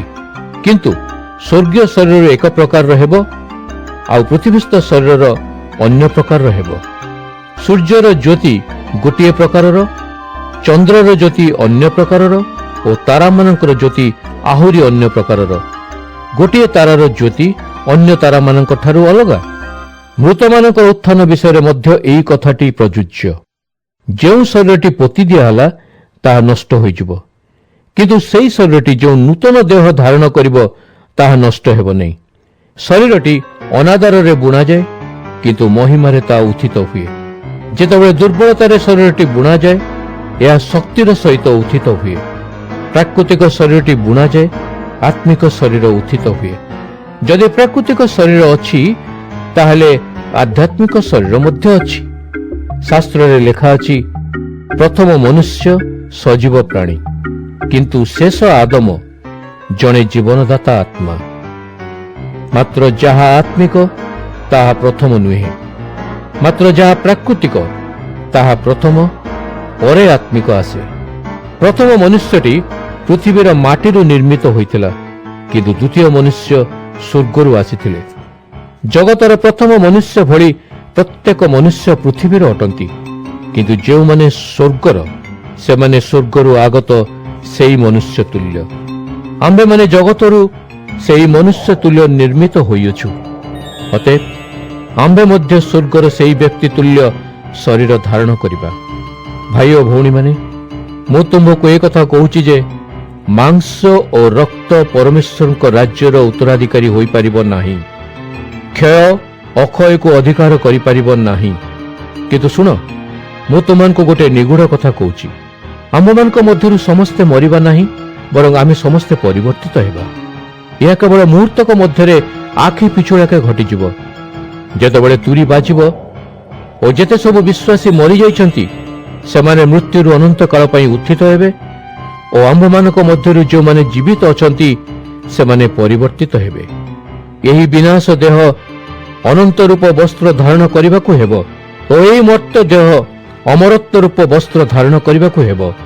କିନ୍ତୁ ଏହି କ୍ଷୟ ଶରୀର ଅକ୍ଷୟ ରୂପ ବସ୍ତ୍ର, ଏହି ମର୍ତ୍ତ ଦେହ ଅମରତ୍ୱ ରୂପ ବସ୍ତ୍ର ଧାରଣ କଲା ପରେ ଶାସ୍ତ୍ରର ଏହି କଥା ସଫଳ ହେବ, ଜୟ ମୃତ୍ୟୁକୁ ଗ୍ରାସ କରିଦେଲା। ମୃତ୍ୟୁ, ତୁମ୍ଭର ବିଜୟ କେଉଁଠାରେ ଅଛି? କବର, ତୁମ୍ଭର ଆଘାତ କରିବା ଶକ୍ତି କେଉଁଠାରେ ଅଛି? ମୃତ୍ୟୁର ଆଘାତ କରିବା ହେଉଛି ପାପ, ପାପର ବଳ ହେଉଛି ବ୍ୟବସ୍ଥା। କିନ୍ତୁ ପରମେଶ୍ୱରଙ୍କୁ ଧନ୍ୟବାଦ ଦିଏ ଯେ ସେ ଆମ୍ଭ ପ୍ରଭୁ ଯୀଶୁଖ୍ରୀଷ୍ଟଙ୍କ ମାଧ୍ୟମରେ ଆମ୍ଭକୁ ବିଜୟ ପ୍ରଦାନ କରନ୍ତି। ଅତଏବ ମୋ ଭାଇ ଓ ଭଉଣୀମାନେ, ଦୃଢ଼ ଭାବରେ ସ୍ଥିର ରୁହ। କୌଣସି ବିଷୟ ତୁମ୍ଭକୁ ଅସ୍ଥିର ନ କରୁ। ପରମେଶ୍ୱରଙ୍କ ପାଇଁ କରାଯାଇଥିବା ତୁମ୍ଭର କାର୍ଯ୍ୟ କଦାପି ବ୍ୟର୍ଥ ଯିବ ନାହିଁ, ଏହା ଜାଣି ପ୍ରଭୁଙ୍କ କାର୍ଯ୍ୟରେ ସର୍ବଦା ନିଜକୁ ନିୟୋଜିତ କର। ପ୍ରଥମ କରିନ୍ଥିୟ 16 ଅଧ୍ୟାୟ। ବର୍ତ୍ତମାନ ପରମେଶ୍ୱରଙ୍କ ଲୋକମାନଙ୍କର ସାହାଯ୍ୟ ପାଇଁ ଅର୍ଥ ସଂଗ୍ରହ ବିଷୟରେ ମୁଁ ଗାଲାତୀୟ ମଣ୍ଡଳୀକୁ ଏ ସମ୍ପର୍କରେ ଦେଇଥିବା ନିର୍ଦ୍ଦେଶମାନ ତୁମେମାନେ ଅବଶ୍ୟ ପାଳନ କରିବା ଉଚିତ। ପ୍ରତ୍ୟେକ ସପ୍ତାହର ପ୍ରଥମ ଦିନ ତୁମମାନଙ୍କ ମଧ୍ୟରୁ ପ୍ରତ୍ୟେକ ନିଜ ଆୟ ଅନୁଯାୟୀ ଯେତିକି ସମ୍ଭବ ନିଶ୍ଚୟ ସଞ୍ଚୟ କର। ତୁମେମାନେ ଏହାକୁ ଗୋଟିଏ ବିଶେଷ ସ୍ଥାନରେ ରଖିଥାଅ। ଏପରି କଲେ ମୁଁ ତୁମମାନଙ୍କ ପାଖରେ ପହଞ୍ଚିଲା ପରେ ତୁମମାନଙ୍କୁ ସଂଗ୍ରହ କରିବାକୁ ପଡ଼ିବ ନାହିଁ। ସେଠାରେ ପହଞ୍ଚିଲା ପରେ ତୁମେମାନେ ଯେଉଁ ବ୍ୟକ୍ତିମାନଙ୍କୁ ବାଛିବ ମୁଁ ସେମାନଙ୍କର ପରିଚୟ ପତ୍ର ସହିତ ତୁମ୍ଭମାନଙ୍କର ଦାନ ଜେରୁସାଲେମକୁ ପଠାଇଦେବି। ଯଦି ମୋର ମଧ୍ୟ ଯିବାର ହୁଏ, ସେମାନେ ମଧ୍ୟ ମୋ ସହିତ ଯିବେ। ମୋର ମାକିଦନିଆ ବାଟ ଦେଇ ଯିବା କାର୍ଯ୍ୟକ୍ରମ ଅଛି। ମାକିଦନିଆ ବାଟ ଦେଇ ଗଲା ପରେ ମୁଁ ତୁମ୍ଭମାନଙ୍କ ପାଖକୁ ଆସିବି। ସେତେବେଳେ ମୁଁ ତୁମ୍ଭମାନଙ୍କ ସହିତ କିଛି ସମୟ ଅତିବାହିତ କରିବି। ସମ୍ପୂର୍ଣ୍ଣ ବା ଶୀତକାଳ ତୁମ୍ଭମାନଙ୍କ ସହିତ ରହିବି। ତାପରେ ମୋ ଯାତ୍ରାରେ ମୁଁ ଯେଉଁଠାକୁ ଯିବି, ତୁମେମାନେ ମୋତେ ସାହାଯ୍ୟ କରିପାରିବ। ମୁଁ ଏବେ ତୁମ୍ଭମାନଙ୍କ ସହିତ ଦେଖା କରିବାକୁ ଇଚ୍ଛା କରୁନାହିଁ, କାରଣ ପ୍ରଭୁ ଅନୁମତି ଦେଲେ ତୁମ୍ଭମାନଙ୍କ ସହ ଅଧିକ ସମୟ ରହିବା ପାଇଁ ଆଶା କରେ। କିନ୍ତୁ ମୁଁ ଏଫିସ ନଗରଠାରେ ପେଣ୍ଟିକଷ୍ଟ ପର୍ବ ପର୍ଯ୍ୟନ୍ତ ରହିବି, କାରଣ ସେଠାରେ ଫଳପ୍ରଦ କାର୍ଯ୍ୟ ନିମନ୍ତେ ମୋ ପାଇଁ ଏକ ମହାନ ସୁଯୋଗର ଦ୍ୱାର ଖୋଲା ହୋଇଛି। ସେଠାରେ ମୋର ଅନେକ ବିପକ୍ଷ ମଧ୍ୟ ଅଛନ୍ତି। ତିମୋଥି ତୁମମାନଙ୍କ ପାଖକୁ ଆସିପାରନ୍ତି। ତୁମମାନଙ୍କ ମଧ୍ୟରେ ସେ ଯେପରି ସ୍ୱଚ୍ଛନ୍ଦରେ ରୁହନ୍ତି, ଏଥିପାଇଁ ତୁମ୍ଭେ ତାହାଙ୍କ ପ୍ରତି ମନୋଯୋଗୀ ହୁଅ। ମୋ ଭଳି ସେ ମଧ୍ୟ ପ୍ରଭୁଙ୍କ ପାଇଁ କାମ କରୁଛନ୍ତି। ଅତଏବ ତିମୋଥିଙ୍କୁ କେହି ଯେପରି ଗ୍ରହଣ କରିବାକୁ ମନ ନ କରେ, ସେ ଯେପରି ମୋ ପାଖରେ ଆସି ପହଞ୍ଚିବେ, ଏଥିପାଇଁ ତାହାଙ୍କୁ ଶାନ୍ତିପୂର୍ବକ ଯିବାରେ ସାହାଯ୍ୟ କର। ମୁଁ ଅନ୍ୟ ଭାଇମାନଙ୍କ ସହିତ ତାହାଙ୍କ ଫେରିବା ବାଟକୁ ଚାହିଁ ବସିଛି। ଆପୋଲ ଭାଇଙ୍କ ବିଷୟରେ ଲେଖୁଛି, ଅନ୍ୟ ଭାଇମାନଙ୍କ ସହିତ ତୁମ୍ଭମାନଙ୍କ ପାଖକୁ ଯିବା ପାଇଁ ମୁଁ ତାହାଙ୍କୁ ବହୁତ ଅନୁରୋଧ କଲି, କିନ୍ତୁ ଏବେ ଯିବା ପାଇଁ ସେ ଆଦୌ ଚାହୁଁନାହାନ୍ତି। କିନ୍ତୁ ଯେତେବେଳେ ସୁଯୋଗ ହେବ, ସେ ତୁମ୍ଭମାନଙ୍କ ପାଖକୁ ଯିବେ। ସାବଧାନ ରୁହ, ଦୃଢ଼ ଭାବେ ନିଜ ବିଶ୍ୱାସରେ ଅଟଳ ରୁହ, ସାହସୀ ହୁଅ, ବଳବାନ ହୁଅ, ପ୍ରତ୍ୟେକ କର୍ମ ପ୍ରେମରେ ସାଧିତ କର। ତୁମମାନେ ସ୍ତିଫାନର ପରିବାର ବର୍ଗଙ୍କୁ ଜାଣିଛ। ସେମାନେ ଆଖାୟ ଦେଶର ପ୍ରଥମ ବିଶ୍ୱାସୀ ଥିଲେ। ସେମାନେ ପରମେଶ୍ୱରଙ୍କ ଲୋକମାନଙ୍କ ସେବାରେ ନିଜକୁ ସମର୍ପିତ କରିଛନ୍ତି। ଭାଇ ଓ ଭଉଣୀମାନେ, ମୁଁ ତୁମମାନଙ୍କୁ ଅନୁରୋଧ କରୁଛି ଯେ ତୁମେମାନେ ଏହି ପ୍ରକାର ଲୋକ ଓ ସେମାନଙ୍କ ସହିତ ପରମେଶ୍ୱରଙ୍କ ପାଇଁ ପରିଶ୍ରମ କରି ସେବା କରୁଥିବା ଲୋକମାନଙ୍କର ବଶୀଭୂତ ହୁଅ। ମୁଁ ସ୍ତିଫାନ, ପର୍ତ୍ତୁନାତ ଓ ଆଖାଇକଙ୍କ ଆଗମନରେ ଆନନ୍ଦ କରୁଛି, କାରଣ ମୋ ପାଇଁ ଯାହା ତୁମେମାନେ କରିପାରିନ, ତାହା ସେମାନେ କରିପାରିଲେ। ସେମାନେ ମୋ ଆତ୍ମାକୁ ଏବଂ ତୁମ ଆତ୍ମାକୁ ମଧ୍ୟ ଆରାମ ପ୍ରଦାନ କରିଛନ୍ତି। ତୁମମାନେ ଏଭଳି ଲୋକମାନଙ୍କୁ ସମ୍ମାନ କରିବା ଉଚିତ। ଏସିଆର ସମସ୍ତ ମଣ୍ଡଳୀ ତୁମମାନଙ୍କୁ ଅଭିବାଦନ ଜଣାନ୍ତି। ଆକ୍ୱିଲା ଓ ପ୍ରିସ୍କା ପ୍ରଭୁଙ୍କ ନାମରେ ଅନେକ ଅଭିବାଦନ ପଠାନ୍ତି। ତାଙ୍କ ଘରେ ମିଳିତ ହେଉଥିବା ମଣ୍ଡଳୀ ତୁମମାନଙ୍କୁ ମଧ୍ୟ ଅଭିବାଦନ ଜଣାଏ। ସମସ୍ତ ଭାଇ ଓ ଭଉଣୀଙ୍କର ତୁମମାନଙ୍କୁ ନମସ୍କାର। ଯେତେବେଳେ ତୁମେମାନେ ଏକତ୍ର ହେଉଛ, ପରସ୍ପରକୁ ପବିତ୍ର ଚୁମ୍ବନ ଦେଇ ଅଭିବାଦନ ଜଣାଅ। ମୁଁ ପାଉଲ ନିଜ ହାତରେ ତୁମମାନଙ୍କୁ ନମସ୍କାର ଲେଖି ଜଣାଉଛି। ଯଦି କିଏ ପ୍ରଭୁଙ୍କୁ ପ୍ରେମ କରୁନାହିଁ, ତାହେଲେ ସେ ଲୋକ ପରମେଶ୍ୱରଙ୍କଠାରୁ ବିଚ୍ଛିନ୍ନ ହୋଇ ସେ ଅନନ୍ତକାଳ ପାଇଁ ବିନଷ୍ଟ ହେବ। ମାରାନାଥା ଅର୍ଥାତ୍ ପ୍ରଭୁ ଆସୁଛନ୍ତି। ପ୍ରଭୁ ଯୀଶୁଙ୍କର ଅନୁଗ୍ରହ ତୁମ୍ଭମାନଙ୍କର ସହବର୍ତ୍ତୀ ହେଉ। ଖ୍ରୀଷ୍ଟ ଯୀଶୁଙ୍କଠାରେ ତୁମ୍ଭ ସମସ୍ତଙ୍କ ପ୍ରତି ମୋର ପ୍ରେମ ଭାବ ରହିଥାଉ।